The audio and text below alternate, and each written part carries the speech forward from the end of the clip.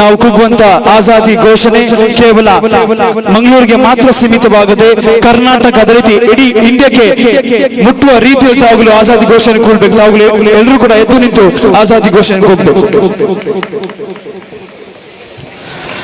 अरे हम क्या चाहते, अरे हम क्या चाहते, आजादी तो जोर से बोले, आजादी तो जोर से बोले, आजाद देश में, आजादी आजाद देश में, आजादी अरे जोर से बोले, आजादी अरे डर गए क्या, आजादी अरे डर गए क्या, अरे नेहरू वाली, आजादी अरे गांधी वाली, आजादी अरे दिल्ली वाली, आजादी आजाद देश में, आजाद देश में, ये हक हमारे, ये हक तुम्हारे, हम नहीं झुकेंगे, हम नहीं झुकेंगे, तुम्हें कुछ भी कर लो, हम नहीं झुकेंगे। अरे महिला बोले, अरे दलित भी बोले, अरे हिंदू बोले, अरे मुस्लिम बोले, अरे क्रिश्चियन बोले, अरे सिख भी बोले, अरे जोर से बोले, तुम्हें कुछ भी कर लो, तुम्हें डंडे मारो, तुम्हें गोली मारो, हम नहीं झुकेगा। अरे इंडिया बोले, अरे इंडिया बोले, अरे सुन लो भाजपा, हम नहीं झुकेगा, तुम्हें कुछ भी कर लो। आजादी आजादी आजादी आजादी। ಕಲ್ಲಾಪುವಿನಲ್ಲಿ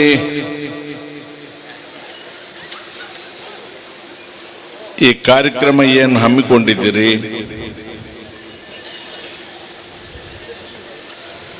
ಇದರ ಟೈಟಲ್ ಸ್ವಲ್ಪ ಬದಲಾಗಿದ್ರೆ ಚೆನ್ನಾಗಿರ್ತಾ ಇತ್ತು. ಇದು ಯಾವುದರ ವಿರುದ್ಧ ಅಲ್ಲ, ಇನ್ನು ಮುಂದಕ್ಕೆ ಒಂದು ಸೆಂಟೆನ್ಸ್ ಅಲ್ಲಿ ಸಂವಿಧಾನವನ್ನ ರಕ್ಷಿಸಿ ಅಂತ ಮಾಡಿ. ನನಗೆ ಮೊದಲು ಈ ಸಭೆಯನ್ನ ಉದ್ದೇಶಿಸಿ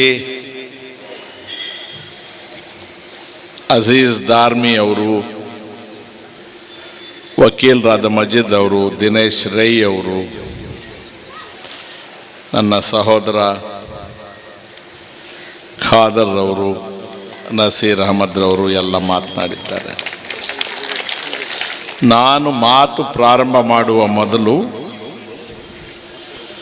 1971ನೇ ಇಸ್ವಿಯಿಂದ ಕಳೆದ 1 ವರ್ಷದವರೆಗೆ ನನ್ನ ಕುಟುಂಬದಲ್ಲಿ ಹಿರಿಯಣ್ಣನ ಸ್ಥಾನದಲ್ಲಿದ್ದು ನನಗೆ ಮಾರ್ಗದರ್ಶನ, ಬುದ್ಧಿವಾದ ಮತ್ತು ಪ್ರೋತ್ಸಾಹ ಎಲ್ಲವನ್ನೂ ನಿರಂತರವಾಗಿ ನಿಷ್ಕಲ್ಮಶವಾದ ಮನಸ್ಸಿನಿಂದ ಕೊಟ್ಟಂತಹ ದಿವಂಗತ BA ಮೊಯ್ಯುದ್ದೀನ್ ಸಾಹೇಬರ ಕಾಲಿಗೆ ನಮಸ್ಕಾರ ಮಾಡಿ ನನ್ನ ಮಾತು ಪ್ರಾರಂಭ ಮಾಡ್ತೇನೆ. ನನಗೆ ಇದೊಂದು ರೀತಿಯ ವಿಚಿತ್ರವಾದ ನಂಟು. ದಿವಂಗತ ಅಬ್ದುಲ್ ನಜೀರ್ ಸಾಹೇಬರು ನನ್ನ ಕುಟುಂಬಕ್ಕೆ ಬಹಳ ಆತ್ಮೀಯರು. ಈಗ ನನ್ನೊಡನೆ ಇಲ್ಲಿ ಬಂದಿರತಕ್ಕಂಥ ನಸೀರ್ ಅಹಮದ್ ಸಾಹೇಬರು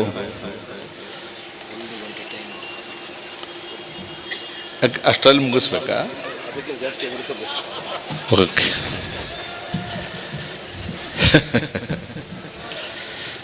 ವಿಷಯ ಎಷ್ಟು ಟೈಮ್ ತಗೊಳ್ಳುತ್ತೋ ನನಗೇನು ಗೊತ್ತು.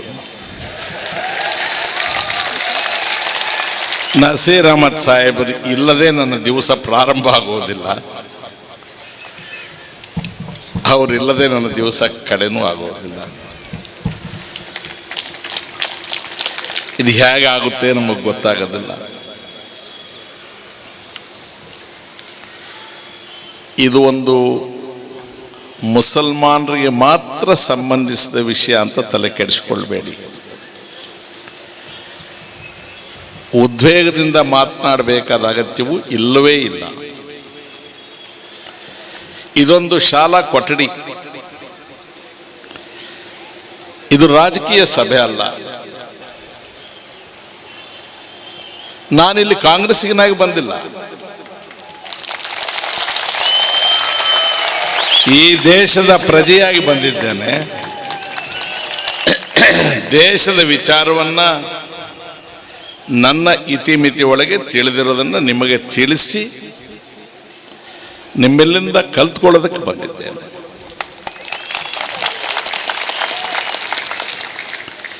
ಈ ದೇಶ ಯಾರೊಬ್ಬರದು ಅಲ್ಲ,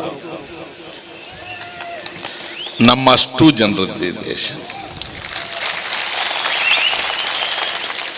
ಮಾಧ್ಯಮದ ಗೆಳೆಯರು ಅವ್ರು ಎಲ್ಲಿ ಜಾಗ ಮಾಡಿದ್ದರೋ ಗೊತ್ತಿಲ್ಲ. ನಿಮ್ಮಲ್ಲಿ ಅತ್ಯಂತ ನಮ್ರತೆಯಿಂದ ವಿನಂತಿ ಮಾಡಿಕೊಳ್ತೇನೆ. ನಾನು ಎಲ್ಲ ಊರುಗಳಲ್ಲೂ ಈ ಮಾತನ್ನು ಹೇಳ್ತಾ ಇದ್ದೇನೆ, ಇಲ್ಲೂ ಪುನರುಚ್ಚಾರ ಮಾಡ್ತೇನೆ. ನಾನು ಆಡುವ ಎಲ್ಲ ಮಾತುಗಳಿಗೆ ನಾನು ಬದ್ಧನಾಗಿರುತ್ತೇನೆ.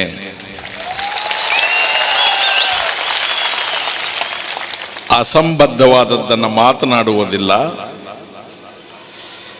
ವಿವೇಚನೆ ಇಲ್ಲದೆ ಮಾತನಾಡುವುದಿಲ್ಲ. ನಾನು ಹೇಳಿದ ಮಾತುಗಳನ್ನು ನಾನು ನಿರಾಕರಿಸುವುದಿಲ್ಲ.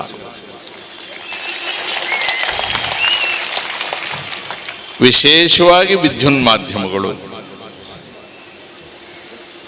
ಬಂಡವಾಳಶಾಹಿಗಳ ಹಂಗಿನಲ್ಲಿದೆ ಅನ್ನುವ ಸತ್ಯ ನಮ್ಮೆಲ್ಲರಿಗೂ ಗೊತ್ತಿದೆ. ಸತ್ಯ ನಿಮಗೆ ಗೊತ್ತಿದ್ದರೂ ಕೂಡ ಹೇಳುವ ಸ್ಥಿತಿಯಲ್ಲಿ ನೀವಿಲ್ಲ. ಸತ್ಯಕ್ಕೆ ಅಪಚಾರ ಆಗುವುದು ಬೇಡ, ಸತ್ಯಕ್ಕೆ ಸಾವಿಲ್ಲ. ಈಗ ನನ್ನ ತಾಯಂದಿರು ಹೆಣ್ಮಕ್ಳೆಲ್ಲ ಆ ಕಡೆ ಕೂತಿದ್ದೀರಮ್ಮ, ನಿಮಗೆಲ್ಲರಿಗೂ ಕೂಡ ನಮಸ್ಕಾರ ಮಾಡ್ತಾ ಇದ್ದೇನೆ.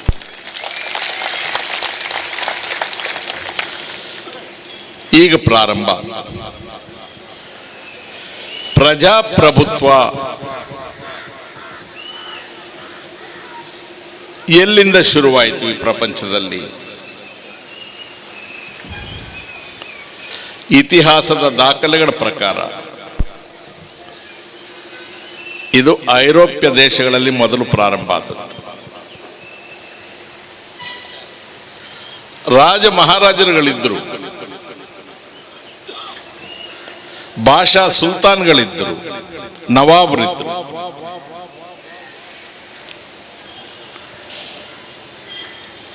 ಅವರಲ್ಲೇ ದೇವರನ್ನ ನೋಡ್ತಾ ಇದ್ದೀವಿ ನಾವು. ಅವರಿಗೆ ದೇವರು ಸಮಾನ ಅಂತ ಹೇಳ್ತಾ ಇದ್ವಿ. ಅವ್ರು ಏನ್ ತೆರಿಗೆ ಕಟ್ಟು ಅಂದ್ರೆ ಅದು ಕಟ್ತಾ ಇದ್ವಿ. ಅವ್ರು ತಲೆ ತೆಗೆದ್ರೆ ಸುಮ್ಮನಿರ್ತಿದ್ವಿ. ರಾಜ ಹುಕುಂ ಆಯ್ತು ಅಂದ್ರೆ ಅಲ್ಲಿಗೆ ಮುಗಿದು ಹೋಯ್ತು. ಆಮೇಲೆ ಯಾವ ಕೋರ್ಟು ಇರಲಿಲ್ಲ. ಐರೋಪ್ಯ ದೇಶಗಳ ರಾಜರುಗಳು 12ನೆಯ ಶತಮಾನದಲ್ಲಿ ಭೋಗ ವಿಲಾಸಿಗಳಾಗ್ತಾರೆ.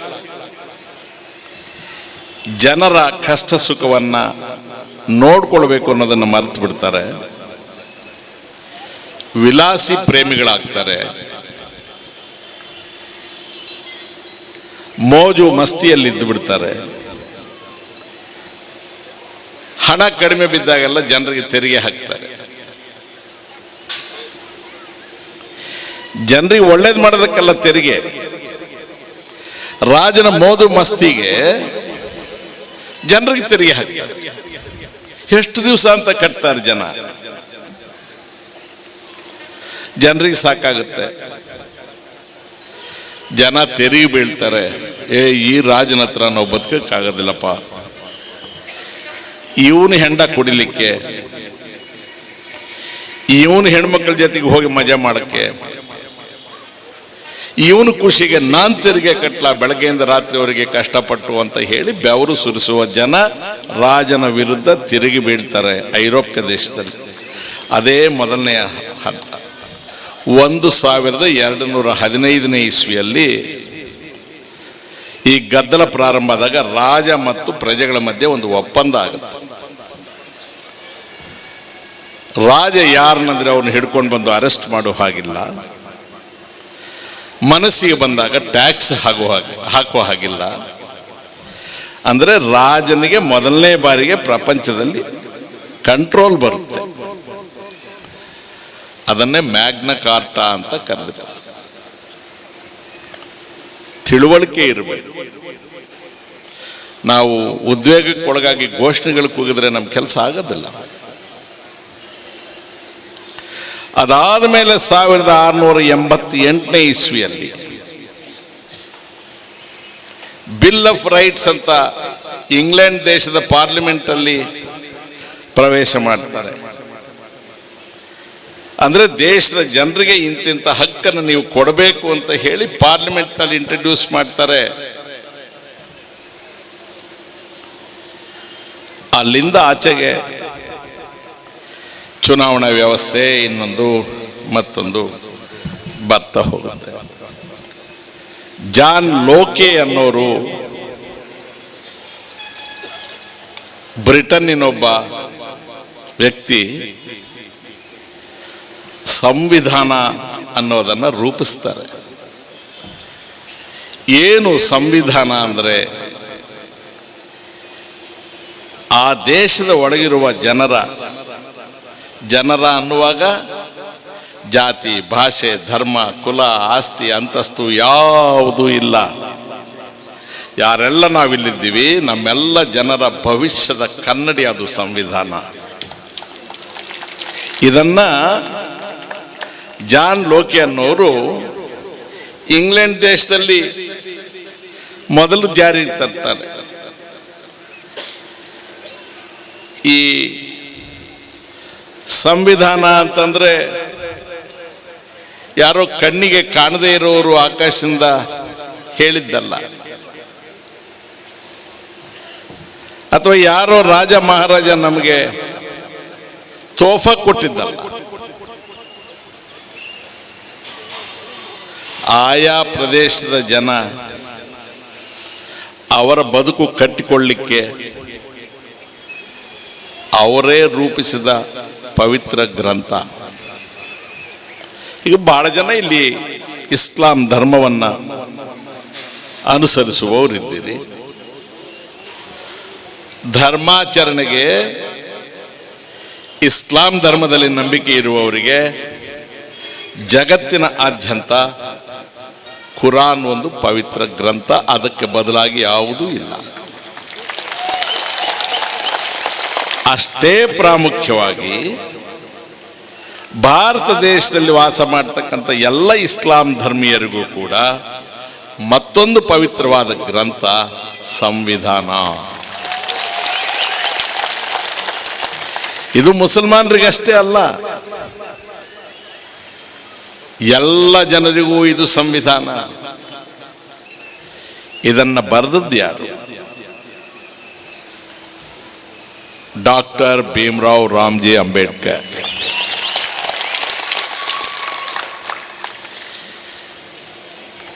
ಅದೆಲ್ಲ ಆಮೇಲೆ ಹೇಳ್ತೀನಿ. 1787ನೇ ಇಸ್ವಿ, ವಿದ್ಯಾರ್ಥಿಗಳು ಬಹಳ ಜನ ಕಾಣ್ತಾ ಇದ್ದೀರಿ, ಫಿಲಡೆಲ್ಫಿಯಾ ಅನ್ನೋ ಊರಲ್ಲಿ ಅಮೆರಿಕ ದೇಶದಲ್ಲಿ ಸಂವಿಧಾನವನ್ನು ಹೇಗೆ ರಚಿಸ್ಕೋಬೇಕು, ಅಮೆರಿಕ ಒಂದು ದೇಶ ಆಗಬೇಕು ಅಂತ ಚರ್ಚೆ ಮಾಡ್ತಾರೆ.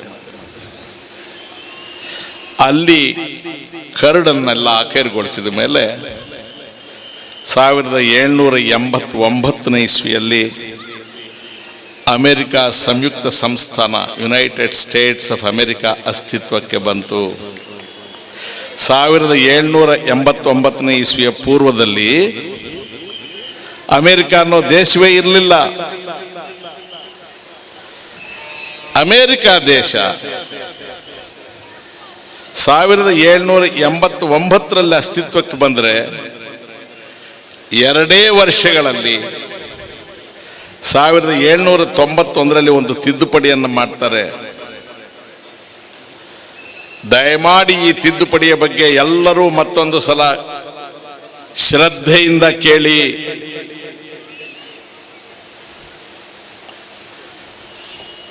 ಅಮೆರಿಕ ದೇಶದಲ್ಲಿ ಧರ್ಮಗಳ ಮಧ್ಯೆ ತಾರತಮ್ಯ ಮಾಡುವ ಅಧಿಕಾರ ಯಾರಿಗೂ ಇರುವುದಿಲ್ಲ.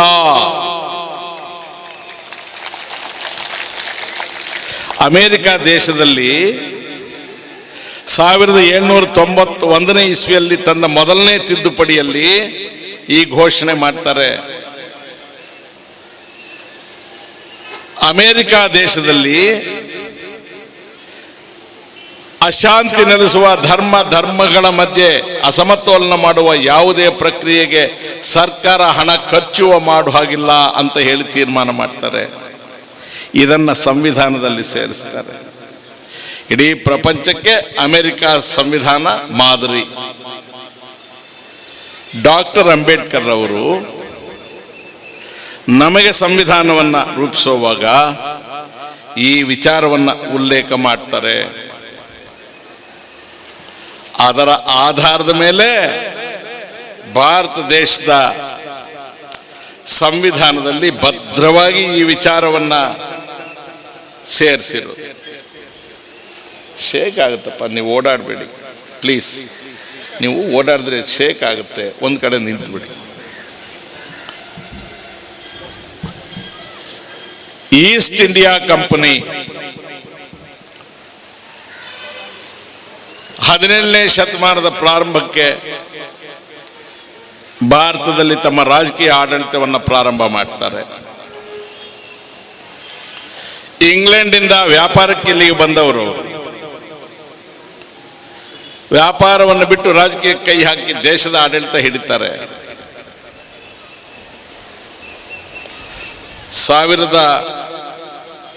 1878 ಒಳಗೆ ಇಡೀ ಭಾರತ ದೇಶದ 2/3 ಭಾಗವನ್ನು ಆಕ್ರಮಿಸಿಕೊಳ್ತಾರೆ. ಒಂದೇ ಒಂದು ಭಾಗ ಉಳಿದಿರುತ್ತೆ. ಲಾರ್ಡ್ ಲಿಟ್ಟನ್ ಅಂತಕ್ಕಂಥವನು ವೈಸ್ರಾಯ್ ಆಗಿರ್ತಾನೆ. 1878ನೇ ಇಸ್ವಿಯಲ್ಲಿ ಇಡೀ ಭಾರತ ದೇಶವನ್ನ ಸಾಮ್ರಾಜ್ಯಶಾಹಿನಿ ಬ್ರಿಟನ್ನಿನ ರಾಣಿಯ ಆಡಳಿತಕ್ಕೆ ಒಳಪಡಿಸಿ ಕ್ವೀನ್ ವಿಕ್ಟೋರಿಯಾ ಅವರನ್ನ ಭಾರತ ದೇಶದ ಚಕ್ರವರ್ತಿನಿ ಅಂತ ಘೋಷಣೆ ಮಾಡ್ತಾರೆ. 1885ರಲ್ಲಿ ಕಾಂಗ್ರೆಸ್ ಜನ್ಮ ತಾಳುತ್ತೆ.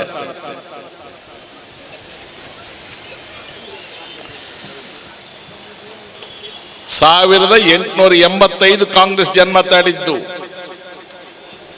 ಯಾತಕ್ಕಾಗಿ? ಈ ದೇಶದ ಸ್ವಾತಂತ್ರ್ಯಕ್ಕಾಗಿ. ಈ ಕಾಂಗ್ರೆಸ್ಗೆ ಆ ಕಾಂಗ್ರೆಸ್ ಅನ್ನು ಹೋಲಿಕೆ ಮಾಡಬೇಡಿ, ಅದು ಬೇರೆ. ಅದು ದೇಶದ ಸ್ವಾತಂತ್ರ್ಯಕ್ಕಾಗಿ ಜನ್ಮ ತಾಳಿದ ಕಾಂಗ್ರೆಸ್. ನಾನು ಬಹಳ ನಿಷ್ಠೂರವಾಗಿ ಮಾತನಾಡ್ತಕ್ಕಂಥವನು. 1857ರಲ್ಲಿ ಅಷ್ಟೊತ್ತಿಗಾಗಲೇ ಬ್ರಿಟಿಷರ ದಬ್ಬಾಳಿಕೆ ನಮ್ಮ ಮೇಲೆ ಜಾಸ್ತಿ ಆಗಿರುತ್ತೆ. ಜನ ಎಲ್ಲ ಪ್ರತಿರೋಧ ಮಾಡ್ತಾ ಇರ್ತಾರೆ. ಹಿಂದೂ ಮುಸ್ಲಿಂ ಅನ್ನೋ ಭೇದ ಭಾವನೆ ಇಲ್ಲ. ಮೊಘಲರ ಆಳ್ವಿಕೆಯಲ್ಲಿದ್ದ ಭಾಗದಲ್ಲೂ ಕೂಡ ತಿರುಗಿ ಬೀಳ್ತಾ ಇರ್ತಾರೆ. ಸಿಪಾಯಿ ಮ್ಯೂಟಿನಿ, ಸೇನೆಯಲ್ಲಿದ್ದಂತ ಹಿಂದೂ ಮುಸಲ್ಮಾನ್ ಎಲ್ಲ ಸಿಪಾಯಿಗಳು ಕೂಡ ಬ್ರಿಟಿಷರ ಆಜ್ಞೆಯನ್ನ ಧಿಕ್ಕರಿಸಿ ಬ್ರಿಟಿಷ್ ಆಡಳಿತದ ವಿರುದ್ಧ ದಂಗೆ ಹೇಳ್ತಾರೆ.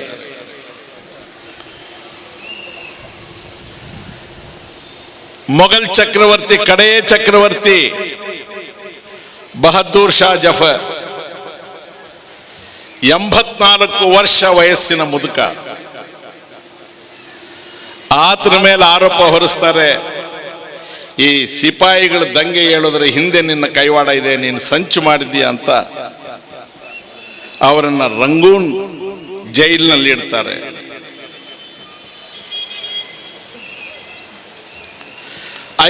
ರ ಮೊದಲು ಉತ್ತರ ಪ್ರದೇಶದಲ್ಲಿ ಮೌಲಾನಾ ಶಹ ವಲಿಯುಲ್ಲಾ ಮೆಹದೀಸ್ ದೆಹಲ್ವಿ, ಮೌಲಾನಾ ಬ್ರಿಟಿಷರ ವಿರುದ್ಧ ಹೋರಾಟಕ್ಕೆ ಕರೆ ಕೊಡ್ತಾರೆ. ಅವರ ನಂತರ ಅವರ ಮಗ ಮೌಲಾನಾ ಅಜೀಜ್ ಅವರು ಇನ್ನೂ ಒಂದು ಹೆಜ್ಜೆ ಮುಂದೆ ಹೋಗ್ತಾರೆ. ಬ್ರಿಟಿಷ್ ಭಾರತದಲ್ಲಿ ಮುಸಲ್ಮಾನನಾದವನ ಕರ್ತವ್ಯ, ಇದೊಂದು ಸಂಘರ್ಷ, ಜಹಾದ್ ಅಂತ ಹೋರಾಡಬೇಕು. ದಾರುಲ್ ಹರ್ಬ್ ಅಂತ ಫತ್ವಾ ಹೊರಡಿಸ್ತಾನೆ. ಯಾರ ವಿರುದ್ಧ? ಬ್ರಿಟಿಷರ ವಿರುದ್ಧ. ಯಾರು ಈ ಮಾತನ್ನು ಹೇಳಿದ್ದು? ಒಬ್ಬ ಮೌಲಾನ ಹೇಳಿದ್ದು. ನೆನಪಿರಲಿ, ಇತಿಹಾಸ ಯಾರು ಅಳಿಸಿ ಹಾಕೋದಕ್ಕಾಗೋದಿಲ್ಲ. ಯಾರು ಇತಿಹಾಸವನ್ನ ಅರಿಯೋದಿಲ್ಲವೋ ಅವರಿಂದ ಇತಿಹಾಸ ಸೃಷ್ಟಿ ಮಾಡೋದು ಸಾಧ್ಯ ಇಲ್ಲ.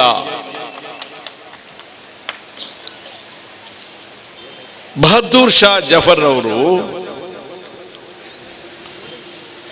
ಕವಿಯವರು. ರಂಗೂನ್ ಜೈಲಿನಲ್ಲಿ ಒಂದು ಕವಿತೆಯನ್ನು ಬರೀತಾರೆ. उम्रे दारुस मंग खिलाए थे 4 दिन, 2 दिन गुजर गया आरज़ू में, हट गया खट गया, बचे 2 दिन इंतजार में.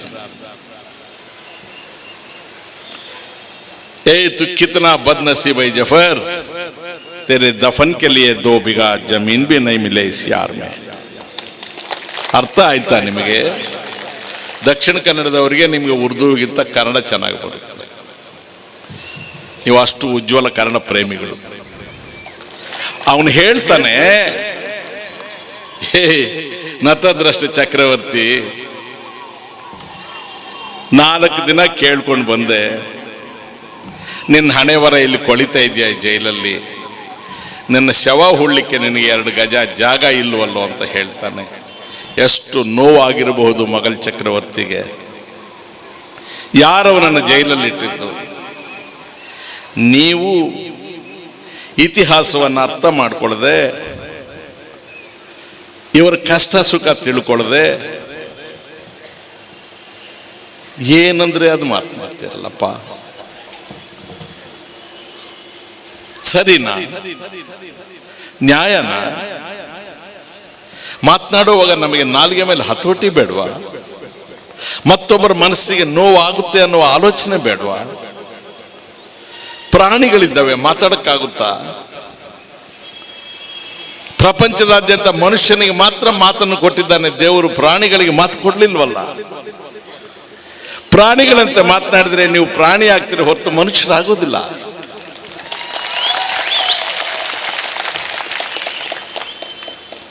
ಮೊಹಿನ್ ಖಾನ್ ಅಂತ ಅಜೀಜ್ ಅವ್ರ ನಂತರ ಬರ್ತಾರೆ. ಆತ ಸಂಘರ್ಷದಲ್ಲಿ ಹೇಳ್ತಾನೆ, ಸಂಗ್ರಾಮದಲ್ಲಿ ಬ್ರಿಟಿಷರ ವಿರುದ್ಧ ಆತಂದು ಏನ್ ಗೊತ್ತಾ ಪ್ರಾರ್ಥನೆ? ದೇವರಲ್ಲಿ ಪ್ರಾರ್ಥನೆ ಮಾಡ್ತಾನೆ ಆತ, ಇಲಾಹಿ ಮುಜೆ ಬಿ ದೇ ಶಾದತ್ ಕಿ ನಸೀಬ್, ಅಫಜಲ್ ಸೆ ಅಫಜಲ್ ಇಬಾದತ್ಗೆ ನಸೀಬ್. ಅರೆ, ನನಗೆ ಇವರು ವಿರುದ್ಧ ಹೋರಾಡ್ತಾ ಹುತಾತ್ಮನಾಗಿ ಸಾಯುವ ಅದೃಷ್ಟವನ್ನು ದಯಪಾಲಿಸು ಅಲ್ಲಾ ಸೃಷ್ಟಿಕರ್ತ ಅಂತ ಕೇಳ್ತಾನಲ್ಲ. ಯಾರ ವಿರುದ್ಧ ಹೋರಾಟ? ಇಂಗ್ಲಿಷರ ವಿರುದ್ಧ. ಅವರು ಈಗ ನಿನಗೆ ದಾಖಲೆ ಕೊಡ್ಬೇಕಾ? ಅರ್ಥ ಮಾಡ್ಕೊಳ್ಳಿಪ್ಪ. ಯಾರು ಯಾರಿಗೆ? ಆಯ್ತಪ್ಪ, 85ರಲ್ಲಿ ಕಾಂಗ್ರೆಸ್ ಹುಟ್ಟಿತು, 1857ರಲ್ಲಿ ಸಿಪಾಯಿ ದಂಗೆ ಆಯಿತು, ಮೊಘಲ್ ಚಕ್ರವರ್ತಿ ಜೈಲಿಗೆ ಹೋದ್ರು, ಮೊಹಿನ್ ಖಾನ್ ಸಾಯುವ ಹುತಾತ್ಮನಾಗಿ ಸಾಯುವ ಅವಕಾಶ ಕೊಡು ಅಂತ ಕೇಳಿದ್ರು. ನೀವು ಯಾವಾಗ ಹುಟ್ಟಿದ್ರಿ? ರಾಷ್ಟ್ರೀಯ ಸ್ವಯಂ ಸೇವಕರ ಸಂಘದವರು. ನೀವು ಹುಟ್ಟಿದ್ದು 1925.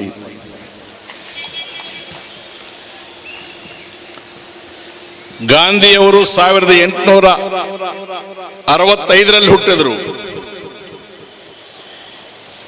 ನೆಹರು ಅವರು 1889ರಲ್ಲಿ ಹುಟ್ಟಿದ್ರು.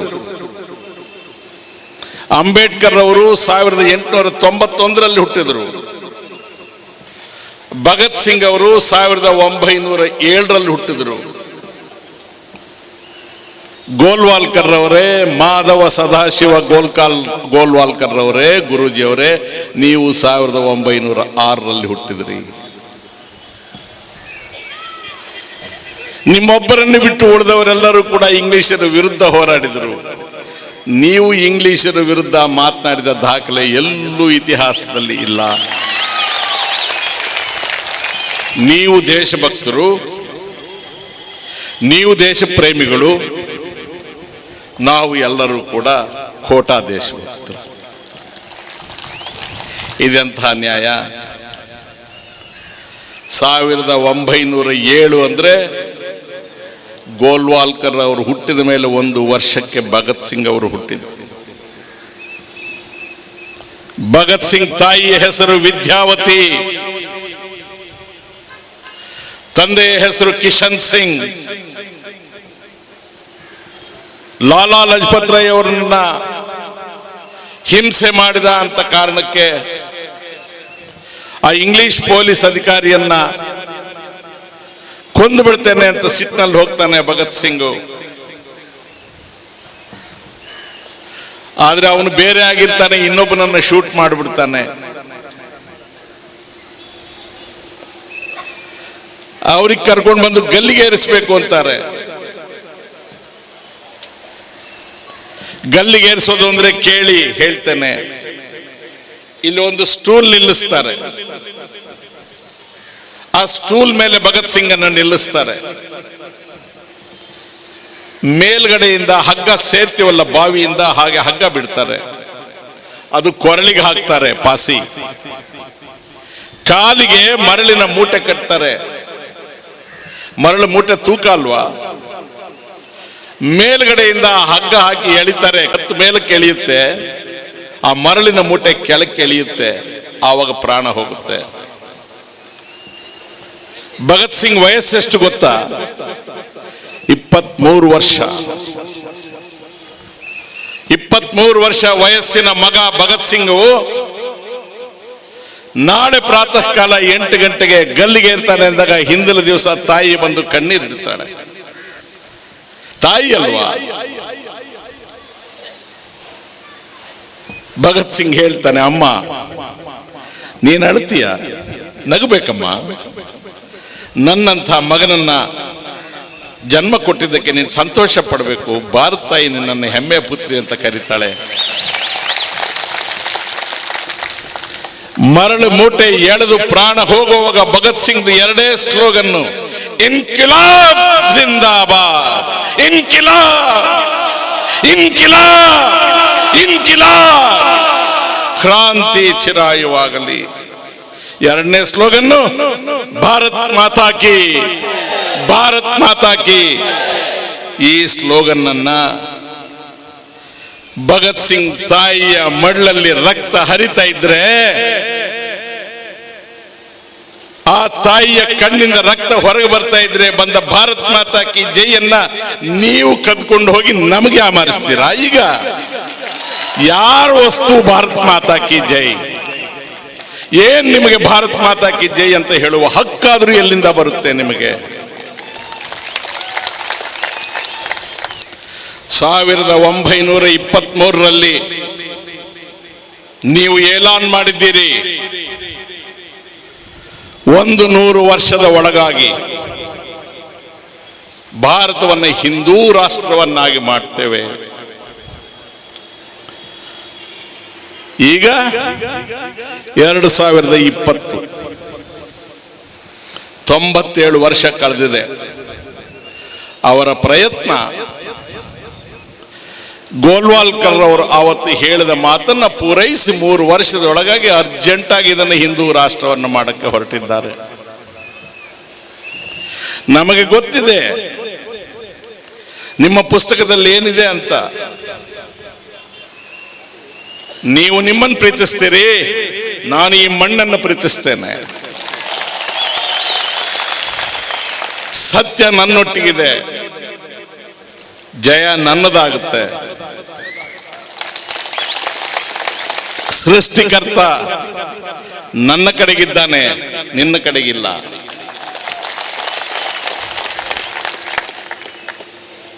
ಇವರು ಸ್ವಾತಂತ್ರ್ಯ ಸಂಗ್ರಾಮದಲ್ಲಿ ಭಾಗವಹಿಸಿದ ಪುರಾವೆಗಳು ಇವತ್ತಿಗೆ ಈ ದೇಶಕ್ಕೆ ಕೊಡಲಿಲ್ಲ. 1893 ಇಸ್ವಿ ಸ್ವಾಮಿ ವಿವೇಕಾನಂದ ಅಮೆರಿಕ ದೇಶದ ಚಿಕಾಗೋನಲ್ಲಿ ಸೆಪ್ಟೆಂಬರ್ ತಿಂಗಳು 11ನೇ ತಾರೀಕು 1893, ದಯಮಾಡಿ ನೆನಪಿಟ್ಕೊಳ್ಳಿ ಯಂಗ್ಸ್ಟರ್ಸ್, ಪರ್ಟಿಕ್ಯುಲರ್ಲಿ ಸ್ಟೂಡೆಂಟ್ಸ್ ನೋಟ್ ಮಾಡ್ಕೊಳ್ಳಿ. ಆ ಭಾಷಣವನ್ನು ಯೂಟ್ಯೂಬ್ಗೆ ಹೋಗಿ ಕೇಳಿ. ಪ್ರಪಂಚದ ಎಲ್ಲ ಸಾಧು ಸಂತರಿಗೆ ನಮಸ್ಕರಿಸುತ್ತೇನೆ. ಮದರ್ ಆಫ್ ಆಲ್ ರಿಲಿಜಿಯನ್ಸ್, ಎಲ್ಲ ಧರ್ಮಗಳ ಮೂಲ ತಾಯಿಗೆ ನಾನು ವಂದಿಸುತ್ತೇನೆ.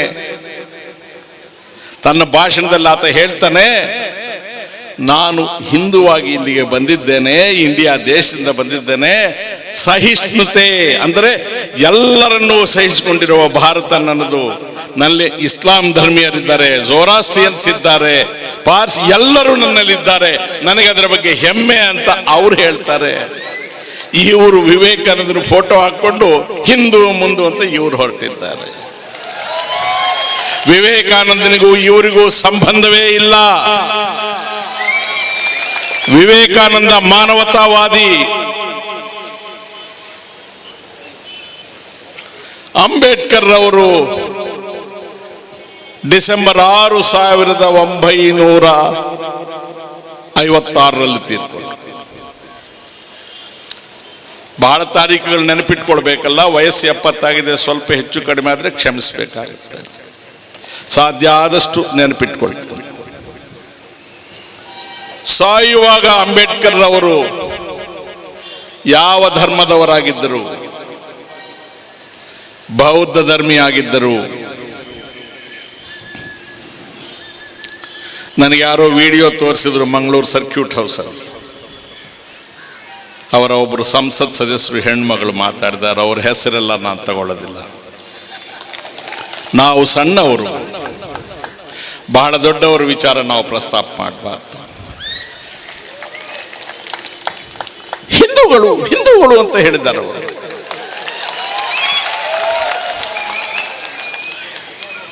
ಆಯ್ತಮ್ಮ, ಅಂಬೇಡ್ಕರ್ ಅಂತವರು ನಾನು ಹಿಂದುವಾಗಿ ಸಾಯುವುದಿಲ್ಲ ಅಂತ ಹೇಳಿ ಘೋಷಣೆ ಮಾಡ್ತಾರಲ್ಲ, ಯಾಕೆ ಅಂತ ಯೋಚನೆ ಮಾಡಿದ್ದಾರೆ. ದೇವರು ಎಲ್ಲರಿಗೂ ಒಂದೇ. ಗಾಂಧಿ ಏನು ಹೇಳಿದ್ದು? ಈಶ್ವರ ಅಲ್ಲಾ ತೇರೋನ ಸಬಕೋ ಸನ್ಮತಿ ದೇ ಭಗವಾನ್. ಈಶ್ವರನೂ ಒಂದೇ, ಅಲ್ಲಾನೂ ಒಂದೇ. ಗಾಂಧಿ ಏನು ಮುಸಲ್ಮಾನರಾಗಿದ್ರ? ಗಾಂಧಿಯನ್ನ ಮುಸಲ್ಮಾನರು ಕೊಂದ್ರ? ಗಾಂಧಿಯನ್ನು ಕೊಂದದ್ದು ಹೇಗೆ? ಆತ ಬೆಳಗ್ಗೆ ಎದ್ದು ಭಜನೆಯನ್ನು ಮುಗಿಸಿ ಬರಬೇಕಾಗಿದ್ರೆ ನಮಸ್ಕಾರ ಅಂತ ಹೀಗೆ ಬಗ್ಗಿ ನಮಸ್ಕಾರ ಮಾಡ್ತೀರಿ. ಯಾರೋ ಹುಡುಗ ವಯಸ್ಸಾದ ನನ್ನನ್ನು ನೋಡಿ ಗೌರವದಿಂದ ನಮಸ್ತಾನೆ ಅಂತ ಹೇಳಿ ಅವರು ಹೀಗೆ ಮಾಡಿದ್ರೆ ಅಂಗೈ ಮಧ್ಯೆ ಪಿಸ್ತೂಲ್ ಇಟ್ಕೊಂಡು ಬಾರಿಸ್ಬಿಟ್ಟಿಲ್ಲಪ್ಪ. ಇದಾ ನಿನ್ನ ಹಿಂದೂ ಧರ್ಮ? ಈಶ್ವರ ಅಲ್ಲ ತೇರೋ ನಾಮ್ ಸಬ್ಕೋ ಸನ್ಮತಿ ದೇ ಭಗವಾನ್ ಅಂತ ಹೇಳಿದ ಗಾಂಧಿಯನ್ನ ವಂಚನೆ ಮಾಡಿ 2 ಹಸ್ತಗಳ ಮಧ್ಯೆ ಇಟ್ಕೊಂಡು ತುಪಾಕಿಯನ್ನ ಬಾರಿಸಿ ಜೀವ ತೆಗೆದಿಯಲ್ಲ, ಇದನ್ನ ಯಾರು ಸಮರ್ಥಿಸ್ತಾ ಇದ್ದಾರೆ ಇವತ್ತು ಈ ದೇಶದಲ್ಲಿ ಹೇಳಿ? ದೇವಸ್ಥಾನ ದೇವರಿರುವ ಜಾಗ. ನೀವು ಮುಸಲ್ಮಾನ್ ಧರ್ಮೀಯರು ದೇವರ ಆಕಾರವನ್ನು ಒಪ್ಪೋದಿಲ್ಲ. ನಿಮ್ಮ ಪ್ರಕಾರ ದೇವರು ನಿರಾಕಾರಿ, ಅದು ನಿಮ್ಮ ಧರ್ಮ. ಹಿಂದೂ ಧರ್ಮದಲ್ಲಿ ದೇವರನ್ನು ಬೇರೆ ರೂಪದಲ್ಲಿ ಕಾಣ್ತೇವೆ. ಕೆಲವರಿಗೆ ಕೃಷ್ಣ, ಕೆಲವರಿಗೆ ರಾಮ, ಕೆಲವರಿಗೆ ಆಂಜನೇಯ, ಕೆಲವರಿಗೆ ನರಸಿಂಹ. ಅದವ್ರ ಖುಷಿ. ಆದರೆ ದೇವಾಲಯಗಳನ್ನು ಕಟ್ಟುವವರು ಯಾರು? ಯಾರು ದೇವಾಲಯವನ್ನು ಕಟ್ಟುವವರು? ಕಲ್ಲು ತರುವವರು ಯಾರು? ಮರಳು ತರುವವರು ಯಾರು? ಇಟ್ಟಿಗೆ ತರುವವರು ಯಾರು? ಸಿಮೆಂಟ್ ತರುವವರು ಯಾರು? ದೇವಾಲಯವನ್ನು ಕಟ್ಟುವವರು ಯಾರು? ಕಟ್ಟುವವರು ದೇವಾಲಯ ಪೂರ್ತಿ ಆದ ನಂತರ ಹೊರಗೆ ಉಳಿಯುವವರು. ದೇವಾಲಯದ ಒಳಗೆ ದೇವರ ಹತ್ತಿರ ನಿಲ್ಲುವವರು ಯಾರು? ಕಟ್ಟುವಾಗ ಬಿಸಿಲಂತ ಹೇಳಿ ನೆರಳಲ್ಲಿ ಕೂತಿದ್ದವರು ದೇವರ ಒಳಗೆ ದೇವರಿಗೆ ಹತ್ತಿರ ಹೋಗುವವರು. ದೇವಾಲಯವನ್ನು ಕಟ್ಟಿ ನಾನು ಹೊರಗೆ, ಕಟ್ಟುವಾಗ ಹೊರಗೆ ನೆರಳಿನಲ್ಲಿದ್ದವ ಅವನು, ನೀನು ಒಳಗೆ. ಈ ಹಿಂದೂ ಧರ್ಮ ನನಗೆ ಬೇಡ ಅಂತ ಅಂಬೇಡ್ಕರ್ ಹೇಳಿದ್ರು. ನಿಮಗೆ ನಾಚಿಕೆ ಆಗೋದಿಲ್ವಾ? ಯಾರು ಅಂಬೇಡ್ಕರ್? ಒಬ್ಬ ಪರಿಶಿಷ್ಟ ಕುಟುಂಬದಲ್ಲಿ, ಜಾತಿಯ ಕುಟುಂಬದಲ್ಲಿ ಹುಟ್ಟುತ್ತಾನೆ. ಶಾಲೆಯಲ್ಲಿ ಮಕ್ಕಳ ಜೊತೆ ಕೂತ್ಕೊಳ್ಳೋಕೆ ಹೋದ್ರೆ ಹೊರಗೆ ಕೂತ್ಕೊಂಡು ನೀನು ಪರಿಶಿಷ್ಟ ಜಾತಿಯವನು ಅಂತ ಹೇಳ್ತಾರೆ. ನೀರು ಕುಡಿಲಿಕ್ಕೆ ಹೋದ್ರೆ ನೀರು ಕುಡಿಬೇಡ, ಇದು ಸವರ್ಣೀಯರ ನೀರು, ನೀನು ಹೊರಗಿರು ಅಂತ ಹೇಳ್ತಾರೆ.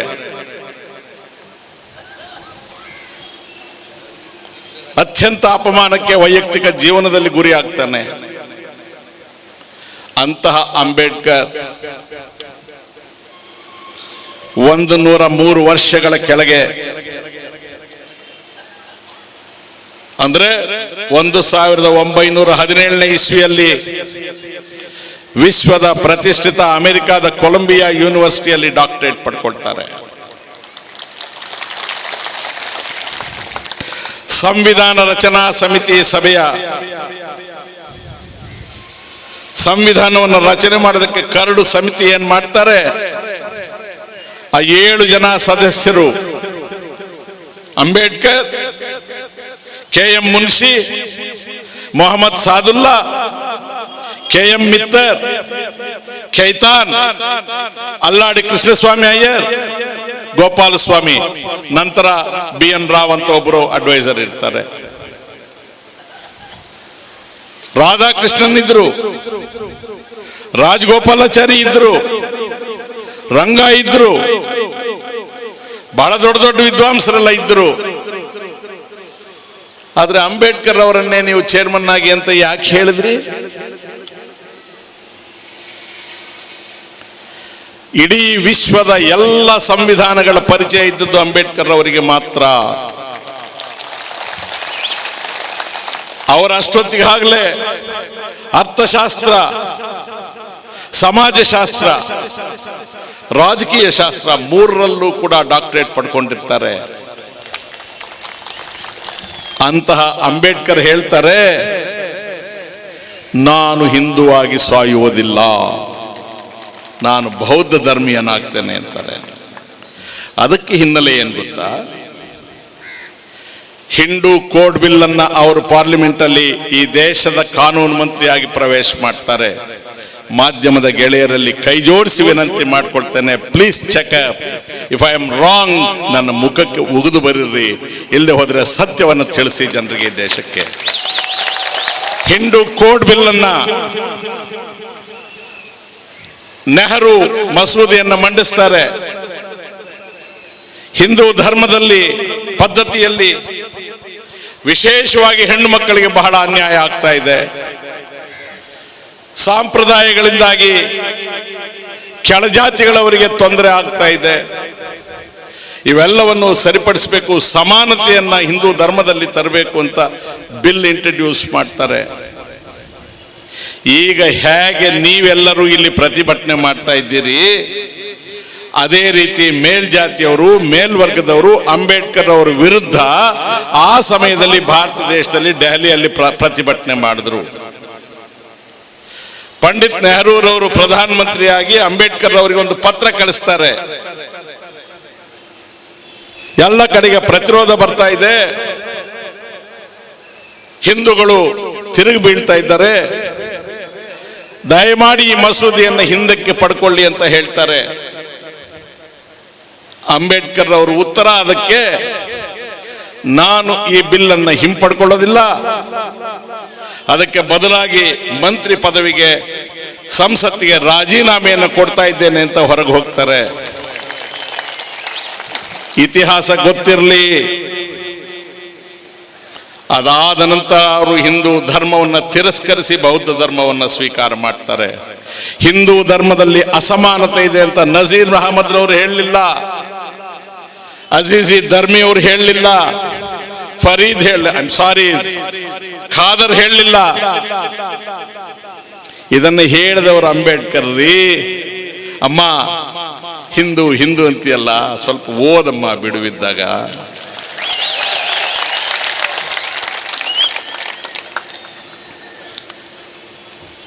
ಸ್ವಾತಂತ್ರ್ಯಕ್ಕೆ 2-3 ಹಂತಗಳಾದ ಮೇಲೆ 1946ರಲ್ಲಿ ಸಂವಿಧಾನ ರಚನಾ ಸಮಿತಿ ಸಭೆ. ಪುನಃ ವಿನಂತಿ ಮಾಡ್ತೇನೆ, ಬೇಸರ ಮಾಡ್ಕೋಬೇಡಿ, ವಿದ್ಯಾರ್ಥಿಗಳಿದ್ರೆ ಡೇಟ್ಸ್ ಅನ್ನು ನೋಟ್ ಮಾಡ್ಕೊಳ್ಳಿ. 13ನೇ ತಾರೀಕು ಡಿಸೆಂಬರ್ ತಿಂಗಳು 1946ನೇ ಇಸ್ವಿ ಸಂವಿಧಾನ ರಚನಾ ಸಮಿತಿಯ ಸಭೆಯಲ್ಲಿ ಪಂಡಿತ್ ನೆಹರು ಒಂದು ನಿರ್ಣಯವನ್ನು ಮಂಡಿಸ್ತಾರೆ. ನಮಗೆ ಸ್ವಾತಂತ್ರ್ಯ ಬಂದದ್ದು 47ರ ಆಗಸ್ಟ್, 46ರಲ್ಲಿ ಈ ನಿರ್ಣಯ ಮಂಡಿಸ್ತಾರೆ Nehru. We declare India to be a sovereign republic, ಅಂದ್ರೆ ಸಾರ್ವಭೌಮ ಗಣತಂತ್ರ ಎಂದು ನಾವು ಘೋಷಿಸಿಕೊಳ್ತೇವೆ ಅಂತ ಹೇಳಿ ನಿರ್ಣಯವನ್ನು ಮಂಡಿಸ್ತಾರೆ. 3 ವಾರಗಳ ಕಾಲ ಈ ನಿರ್ಣಯದ ಮೇಲೆ ಚರ್ಚೆ ಆಗುತ್ತೆ ಸಂವಿಧಾನ ರಚನಾ ಸಭೆಯಲ್ಲಿ. ರಾಧಾಕೃಷ್ಣನ್ ರವರಿಂದ ಹಿಡಿದು, ಸರ್ದಾರ್ ಪಟೇಲ್ ರಿಂದ ಹಿಡಿದು, ಪ್ರೊಫೆಸರ್ ರಂಗಾರ್ ಅವರಿಂದ ಹಿಡಿದು ಎಲ್ಲರೂ ಈ ನಿರ್ಣಯದ ಮೇಲೆ ಚರ್ಚೆ ಮಾಡ್ತಾರೆ.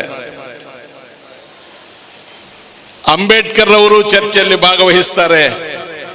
ಶ್ಯಾಮ ಪ್ರಸಾದ್ ಮುಖರ್ಜಿ ಪಶ್ಚಿಮ ಬಂಗಾಳದಿಂದ ಸಂವಿಧಾನ ರಚನಾ ಸಮಿತಿಯ ಸಭೆಗೆ ಆಯ್ಕೆಯಾಗಿದ್ದ ನಂತರದ ದಿನಗಳಲ್ಲಿ ಭಾರತೀಯ ಜನಸಂಘವನ್ನು 1951ರಲ್ಲಿ ಸ್ಥಾಪನೆ ಮಾಡಿದಂಥ ಶ್ಯಾಮ ಪ್ರಸಾದ್ ಮುಖರ್ಜಿ ಅವರು ಈ ನಿರ್ಣಯದ ಮೇಲೆ ಡಿಸೆಂಬರ್ 17, 1946ರಂದು ಸಂವಿಧಾನ ರಚನಾ ಸಮಿತಿಯ ಸಭೆಯಲ್ಲಿ ಮಾತನಾಡಿದ್ದಾರೆ.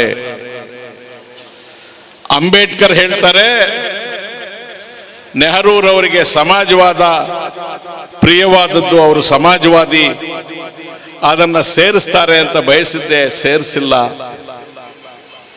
ಸೇರಿಸಿದ್ರೆ ಚೆನ್ನಾಗಿರ್ತಾ ಇತ್ತು. ಮುಸ್ಲಿಂ ಲೀಗ್ ಸಹೋದರರು ಇವತ್ತು ಸಭೆಗೆ ಬಂದಿಲ್ಲ, ಇಂದಲ್ಲ ನಾಳೆ ಅವರ ಮನಸ್ಸು ಪರಿವರ್ತನೆ ಆಗುತ್ತೆ. ಇಂದು ಏನಾಗುತ್ತೆ ಅದು ನಮಗೆ ಮುಖ್ಯ, ನಾಳೆ ಏನೋ ಆಗೋದು ಮುಖ್ಯ ಅಲ್ಲ. ಧರ್ಮಗಳಿಗೆ ಸೇರಿದ ದೇಶ ಇದು. ಎಲ್ಲ ಧರ್ಮಗಳ ಜನರನ್ನ ಒಟ್ಟುಗೂಡಿಸಿಕೊಂಡು ಹೋದ್ರೆ ಈ ದೇಶ ಒಂದು ಬಲಾಢ್ಯ ಭಾರತ ಆಗುತ್ತೆ ಅನ್ನೋ ಮಾತನ್ನ ಅಂಬೇಡ್ಕರ್ ಅವರು ಹೇಳಿದ್ದಾರೆ.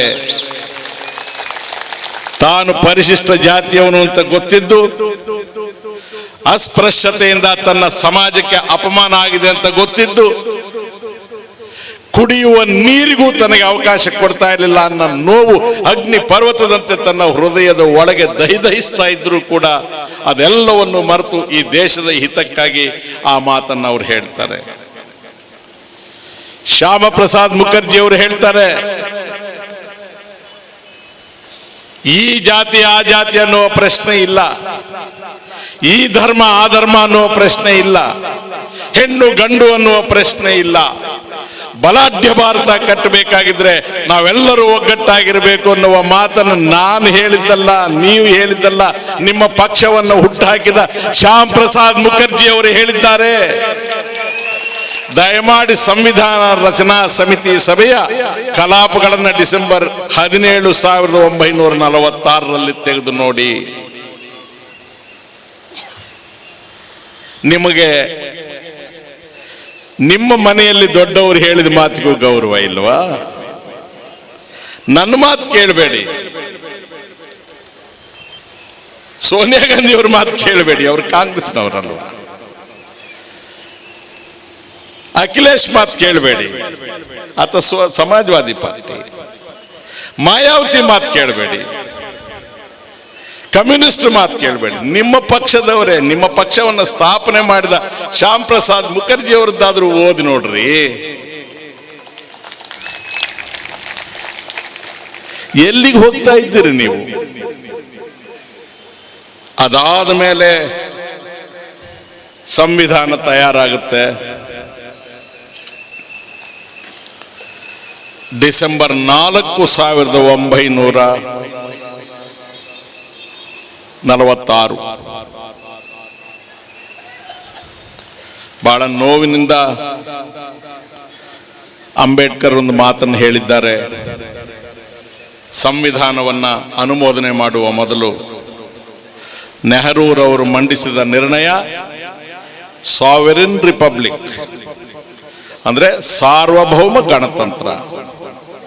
ಅಂಬೇಡ್ಕರ್ ಅವರು ಅದನ್ನು ಬದಲಾಯಿಸಿ ಸಾವೆರಿನ್ ಡೆಮೊಕ್ರಾಟಿಕ್ ರಿಪಬ್ಲಿಕ್ ಅಂತ ಮಾಡ್ತಾರೆ. ಅಂದ್ರೆ ಸಾರ್ವಭೌಮ ಪ್ರಜಾಸತ್ತಾತ್ಮಕ ಗಣತಂತ್ರ ಅಂತ ಮಾಡ್ತಾರೆ.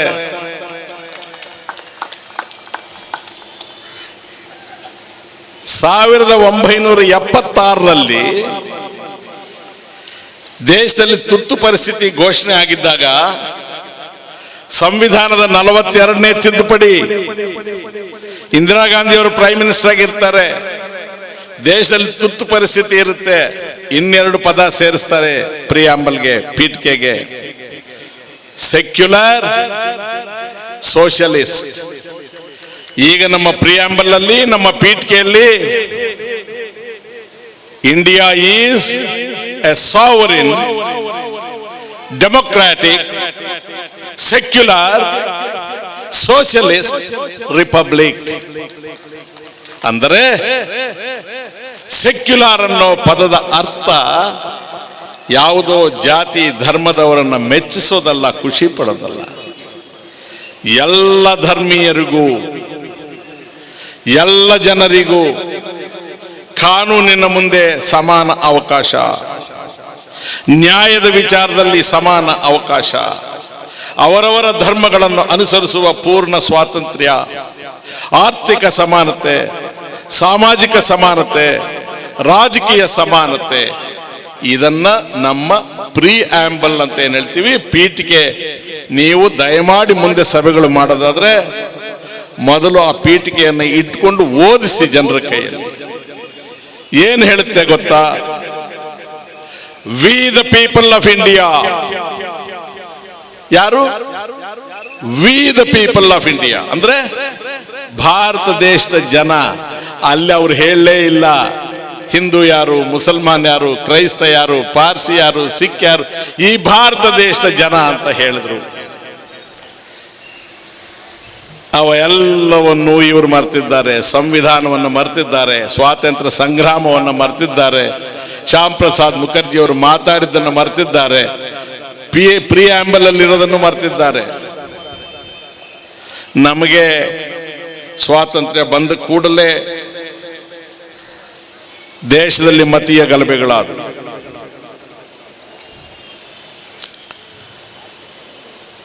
ವಿಪರೀತವಾದಂತಹ ಹಿಂಸೆ. ಅಂದಿನವರೆಗೂ ಅಣ್ಣ ತಮ್ಮಂದರಾಗಿ ಒಂದು ತಟ್ಟೆಯಲ್ಲಿ ಉಣ್ತಾ ಇದ್ದವರು, ಒಂದು ಲೋಟ ನೀರನ್ನು ಹಂಚಿಕೊಂಡು ಕುಡಿತಾ ಇದ್ದಂಥವರೆಲ್ಲ ಕೆಲವರು ತಟ್ಟೆ ಮೂಟೆ ಕಟ್ಕೊಂಡು ಆ ಕಡೆಗೆ ಹೊರಟರು, ಕೆಲವರು ಅಲ್ಲಿಂದ ಈ ಕಡೆಗೆ ಬಂದರು. ಭಾರತ ಮಾತೆಯ ಹೃದಯವನ್ನ ಸೀಳು ಬಿಟ್ರು ಪಾಕಿಸ್ತಾನ, ಹಿಂದೂಸ್ತಾನ ಅಂತ ಹೇಳಿ. ರಕ್ತ ಬೀದಿ ಬೀದಿಯಲ್ಲಿ ಹರಿದೋಯ್ತು. ಆ ಗೋಳನ್ನ, ಹಿಂಸೆಯನ್ನ ನೋಡ್ಲಾರ್ದೆ ಗಾಂಧಿಯವರು ಅಮರನಾಥ ಉಪವಾಸವನ್ನು ಡಿಕ್ಲೇರ್ ಮಾಡ್ತಾರೆ. ಆಗ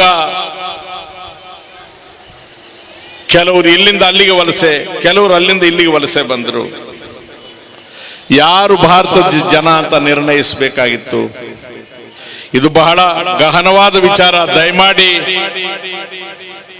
ವಿಶೇಷವಾಗಿ ವಿದ್ಯಾರ್ಥಿಗಳು ಗಮನಿಸ್ಕೋಬೇಕು, ಯುವಕರು ಗಮನಿಸ್ಕೋಬೇಕು, ವಾಲಂಟಿಯರ್ಸ್ ಆಗಿರೋರು ಗಮನಿಸ್ಕೋಬೇಕು. ದೇಶ ಇಬ್ಬಾಗ, ವಲಸೆ ಹೋಗುವವರು, ವಲಸೆ ಬರುವವರು.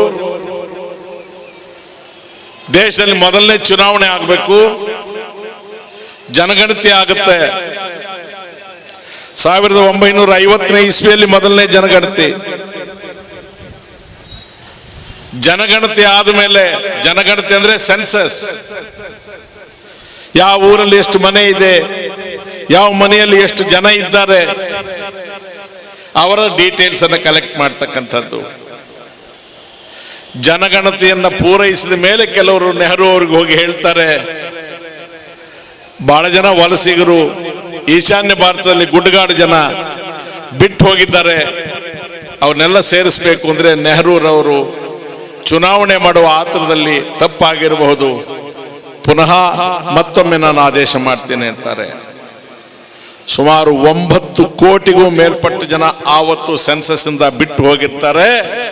ಆ 9 ಕೋಟಿ ಜನರ ಪೈಕಿ 2% ಕೂಡ ಮುಸಲ್ಮಾನರಿಲ್ಲ, ಎಲ್ಲ ಹಿಂದೂಗಳೇ ಬಿಟ್ಟು ಹೋಗಿರೋದು, ಎಲ್ಲ ಗುಡ್ಡಗಾಡು ಜನ ಬಿಟ್ಟು ಹೋಗಿರೋದು. ಅಮೆರಿಕ ದೇಶದಲ್ಲಿ, ಬ್ರಿಟನ್ನಲ್ಲಿ ಬೇರೆ ಬೇರೆ ಪದ್ಧತಿ. ಅಮೆರಿಕಾದಲ್ಲಿ ಯಾರು ಅಲ್ಲಿ ಹುಟ್ಟಿದ್ರೆ ಅವರಿಗೆ ಪೌರತ್ವ, ಬ್ರಿಟನ್ನಲ್ಲಿ ರಕ್ತ ಸಂಬಂಧದಿಂದ ಪೌರತ್ವ. ಆದ್ರೆ ಭಾರತ ದೇಶದಲ್ಲಿ ಈ ಇಬ್ಬಾಗ ಆಗಿ ಇಲ್ಲಿ ಹುಟ್ಟಿದವರು ಅಲ್ಲಿ ಹೊರಟೋದ್ರು, ಅಲ್ಲಿ ಹುಟ್ಟಿದವರು ಇಲ್ಲಿಗೆ ಬಂದ್ರು. ಆದ್ರಿಂದ ಹುಟ್ಟುವಿಕೆಯಿಂದ ರಕ್ತ ಸಂಬಂಧದ ಎರಡನ್ನೂ ಆಧರಿಸಿ ಕೊಡಬೇಕು ಅಂತ ಹೇಳಿ 1955ನೇ ಇಸ್ವಿಯಲ್ಲಿ ಪೌರತ್ವ ಕಾಯ್ದೆ ಜಾರಿಗೆ ಬಂತು. ಈ ಪೌರತ್ವ ಕಾಯ್ದೆಯಲ್ಲಿ ಇತಿಹಾಸ ನೋಡಿ, ಪ್ರಜಾಪ್ರಭುತ್ವದಿಂದ ಪ್ರಾರಂಭ ಮಾಡಿ ಇಲ್ಲಿಗೆ ಬಂದಿದ್ದೇನೆ. ನಾನಿದನ್ನ ರಾಜಕೀಯ ಉಪನ್ಯಾಸ ಅಂತ ಮಾಡ್ತಾ ಇಲ್ಲ, ಜನರಿಗೆ ತಿಳುವಳಿಕೆ ಕೊಡೋದು ಅಂತ. ನಾವು ಹೇಳೋದ್ರಲ್ಲಿ 5 ಭಾಗ ನೀವು ತಿಳ್ಕೊಂಡ್ರು ಕೂಡ ನನಗೆ ಎಷ್ಟೋ ಸಮಾಧಾನ ಆಗುತ್ತೆ. ನಾನು ಈ ಕೆಲಸವನ್ನು ಮಾಡಬೇಕಾದ್ರೆ ದಿನಗಟ್ಟಲೆ ನಾನು ರಿಸರ್ಚ್ ಮಾಡ್ಕೊಂಡು ಬಂದಿರ್ತೇನೆ. 1955ರ ಭಾರತೀಯ ಪೌರತ್ವ ಕಾಯ್ದೆ ಏನು ಹೇಳುತ್ತೆ ಅಂದ್ರೆ, ಈ ದೇಶದ ಜನರಿಗೆ 11 ವರ್ಷ ಈ ಭೂಮಿಯಲ್ಲಿ ಕಳೆದಿದ್ರೆ ಅವರಿಗೆ ಈ ದೇಶದ ಪೌರತ್ವ ನೀಡಬೇಕು ಅಂತ ಹೇಳಿದೆ. ಈ ಜಾತಿ ಆ ಜಾತಿ, ಈ ಧರ್ಮ ಆ ಧರ್ಮ ಅಂತ ಏನು ಮಾಡಿಲ್ಲ. ಈಗ ಪೌರತ್ವ ಕಾಯ್ದೆಯ ತಿದ್ದುಪಡಿ, citizenship act CA, citizenship amendment act CAA, ಅರ್ಥ ಮಾಡ್ಕೊಳ್ಳಿ. 1955ರ ಕಾಯ್ದೆಯಲ್ಲಿ ಭಾರತ ದೇಶದ ಎಲ್ಲ ಜನರಿಗೆ, ಎಲ್ಲ ಧರ್ಮೀಯರಿಗೆ,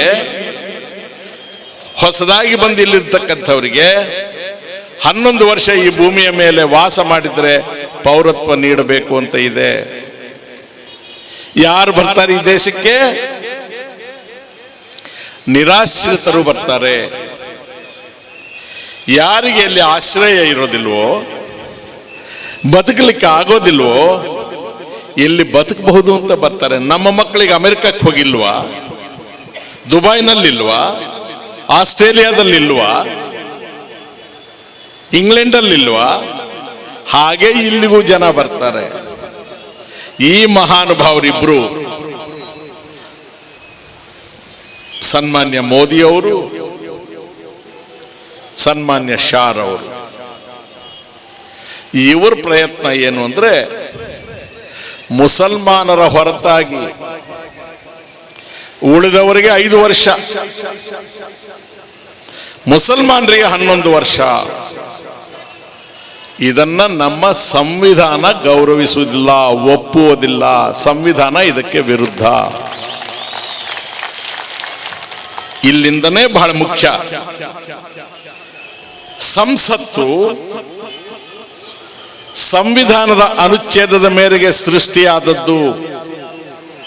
parliament is a creation of the constitution. ಸಂಸತ್ತಿಗೆ ಸಂವಿಧಾನದ ವಿರುದ್ಧ ಶಾಸನವನ್ನ ಮಾಡುವ ಅಧಿಕಾರ ಇಲ್ಲ. The parliament cannot pass a law which is against the ideals of the constitution.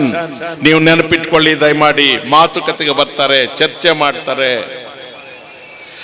ನೀವು 11 ವರ್ಷ 5 ವರ್ಷ ಅಂತ ಹೇಳಿ 2 ವರ್ಗಗಳಾಗಿ ವಿಂಗಡಿಸಿದಾಗ ಧರ್ಮಾಧಾರಿತವಾಗಿ ಪಕ್ಷಪಾತ ಮಾಡಿದಿರಿ, ತಾರತಮ್ಯ ಮಾಡಿದಿರಿ. ಇದು ಸಂವಿಧಾನ ವಿರೋಧಿ. ಇದನ್ನು ನಾವು ವಿರೋಧಿಸ್ತೇವೆ. ನೀವು ಚುನಾವಣೆಯ ಪೂರ್ವದಲ್ಲಿ ದೇಶದ ಜನರ ಮುಂದೆ ಈ ವಿಚಾರವನ್ನು ಪ್ರಸ್ತಾಪ ಮಾಡಲಿಲ್ಲ. ಚುನಾವಣೆಯ ಪೂರ್ವದಲ್ಲಿ ಈ ವಿಚಾರವನ್ನು ಹೇಳಿದ್ದಿದ್ರೆ, ಅದರ ಮೇಲೆ ಮತ ಪಡೆದಿದ್ರೆ ಬೇರೆ ವಿಷಯ ಆಗ್ತಾ ಇತ್ತು. ನೀವು ಚುನಾವಣೆಯಲ್ಲಿ ಮಾಧ್ಯಮಗಳ ಮುಖಾಂತರ ಹೇಳಿದ್ದು ಪುಲ್ವಾಮಾ ವಿಚಾರ, ನಂತರ ರಘುನಂದನ್ ವಿಚಾರ. ಈಗ ನೀವು ಇಲ್ಲಿಗೆ ಬಂದಿದ್ದೀರಿ. ಯಾರಿಗಾದ್ರೂ ನಿಮ್ಗೆ ಒಳ್ಳೆ ಸಿನಿಮಾ ತೋರಿಸ್ತಾರೆ ಅಂತಂದ್ರೆ ಗೌರವಸ್ಥರು ಹೋಗಿ ನೋಡ್ತೀರಿ. ನೀವು ಸಿನಿಮಾ ಒಳಗೆ ಹೋದ್ರೆ ಅಲ್ಲಿ ಬ್ಲೂ ಫಿಲ್ಮ್ ಹಾಕಿದ್ರೆ ಯಾರು ಕೂತ್ಕೊಳ್ತಾರೆ? ಲುಚ್ಚಾಗಳು ಕೂತ್ಕೊಳ್ತಾರೆ, ಕೆಲವರು ಯುವಕರು ಬುದ್ಧಿ ಇಲ್ದವ್ರು ಕೂತ್ಕೊಳ್ತಾರೆ. ಯಾವ ಗೌರವಸ್ಥ ಕುಟುಂಬದವರು ಅಲ್ಲಿ ಬ್ಲೂ ಫಿಲ್ಮ್ ನೋಡೋದಕ್ಕೆ ಕೂತ್ಕೊಳ್ಳೋದಿಲ್ಲ. ಜನರ ಆಶೀರ್ವಾದವನ್ನ ಪಡ್ಕೊಂಡು ಸಂವಿಧಾನದ ಹೆಸರಿನಲ್ಲೇ ಸರ್ಕಾರವನ್ನು ರಚನೆ ಮಾಡಿ ಸಂವಿಧಾನ ವಿರೋಧಿ ಕೆಲಸಕ್ಕೆ ನೀವು ಕೈ ಹಾಕ್ತಾ ಇದ್ದೀರಲ್ಲ. ಸರ್ಕಾರಕ್ಕೆ ಬಂದ ಮೇಲೆ ಇವರ ಉದ್ದೇಶ ಇಷ್ಟೇ. ಇದು ಬಹಳ ಮುಖ್ಯ. ಮೊದಲು CAA, ಆಮೇಲೆ NRC. CAA ಪ್ರಕಾರ 11 ವರ್ಷ ಆಗದೆ ಇರತಕ್ಕಂಥವರು ಯಾರು ನೀವು ಉಳ್ಕೊಳ್ತೀರಿ, ನಿಮ್ಮನ್ನ ಹೊರಗಾಕ್ತಾರೆ. ನಿರಾಶ್ರಿತರನ್ನ ನುಸುಳುಕೋರರು ಎಂಬ ಪದದಿಂದ ಉಚ್ಚಾರಣೆ ಮಾಡ್ತಾರೆ. ಒಂದು ನಿಮಿಷ ಪಕ್ಕಕ್ಕೆ ಬನ್ರಿ, ಇಂಪಾರ್ಟೆಂಟ್ ಇಶ್ಯೂ ಇದು. ನಿರಾಶ್ರಿತರು ಬೇರೆ, ರೆಫ್ಯೂಜಿ ಬೇರೆ, ನುಸುಳುಕೋರರು ಬೇರೆ. ನುಸುಳುಕೋರರು ಅಂದ್ರೆ ಒಂದು ದೇಶನ ನಾಶ ಮಾಡಲಿಕ್ಕೆ ಕದ್ದು ಒಳಗಡೆಗೆ ಬರ್ತಕ್ಕಂಥವ್ರು. ನಿಮಗೆ ಮೋದಿಯವರೇ, ಅಮಿತ್ ಶಾ ಅವರೇ, 40 ವರ್ಷದಿಂದ ಪಾಕಿಸ್ತಾನದಲ್ಲೇ ಅಲ್ಲೇ ಬೆಳೆದಿರ್ತಕ್ಕಂಥ ಹಿಂದೂಗಳ ಬಗ್ಗೆ ಅಪಾರ ಅಭಿಮಾನ. ಇಲ್ಲೇ ನಮ್ಮ ಜೊತೆ ಇದ್ದು ಪ್ರಾಣ ಬಿಟ್ಟು ಸಮಾಧಿ ಆದಂಥ ನನ್ನ ಅಣ್ಣ ತಮ್ಮಂದರು ಮುಸ್ಲಿಮರ ಬಗ್ಗೆ ನಿಮಗೆ ಅನುಮಾನ. ಅವ್ರ ಮೇಲೆ ಅಭಿಮಾನ, ಇವ್ರ ಮೇಲೆ ಅನುಮಾನ. ಅವರಿಗೆ ಪೌರತ್ವ ಅರ್ಜೆಂಟಾಗಿ ಕೊಟ್ಟು ನಿಮ್ಮನ್ನು ನುಸುಳುಕೋರರು ಅಂತ ಮಾಡಿ ಡಿಟೆನ್ಷನ್ ಕ್ಯಾಂಪ್ಸ್ ರೆಡಿ ಮಾಡ್ತಾ ಇದ್ದಾರೆ. ಇದು ಬರೀ ಮುಸಲ್ಮಾನರಿಗಲ್ಲ. ಅಂಬೇಡ್ಕರ್ ಅವರು ಅನುಮಾನ ಪಟ್ಟಂತೆ ಮುಸಲ್ಮಾನರಿಂದ ಪ್ರಾರಂಭ ಮಾಡಿ ಪಾರ್ಸಿಗಳಿಗೆ ಹೋಗ್ತಾರೆ, ಸಿಖ್ರಿಗೆ ಹೋಗ್ತಾರೆ, ಕ್ರಿಶ್ಚಿಯನ್ಸ್ಗೆ ಹೋಗ್ತಾರೆ, ಆಮೇಲೆ SC STಗೆ ಹೋಗ್ತಾರೆ. ಇವ್ರು ಮಾತ್ರ ಇರಬೇಕು ಅಂತ ಹೇಳ್ತಾರೆ. ಯಾರು ಹಿಂದೂ ಕೋಡ್ ಬಿಲ್ ಅನ್ನ ವಿರೋಧ ಮಾಡಿದ್ರು ಆವತ್ತು ಅವರ ಕೈಗೆ ಈ ದೇಶವನ್ನು ತೆಗೆದುಕೊಳ್ಬೇಕು ಅನ್ನೋ ಆಲೋಚನೆಯಲ್ಲಿ ಅವರಿದ್ದಾರೆ. ಸಂವಿಧಾನ ಬಹಳ ದೊಡ್ಡ ಬದಲಾವಣೆಯನ್ನು ತಂದಿದೆ ಈ ದೇಶದಲ್ಲಿ.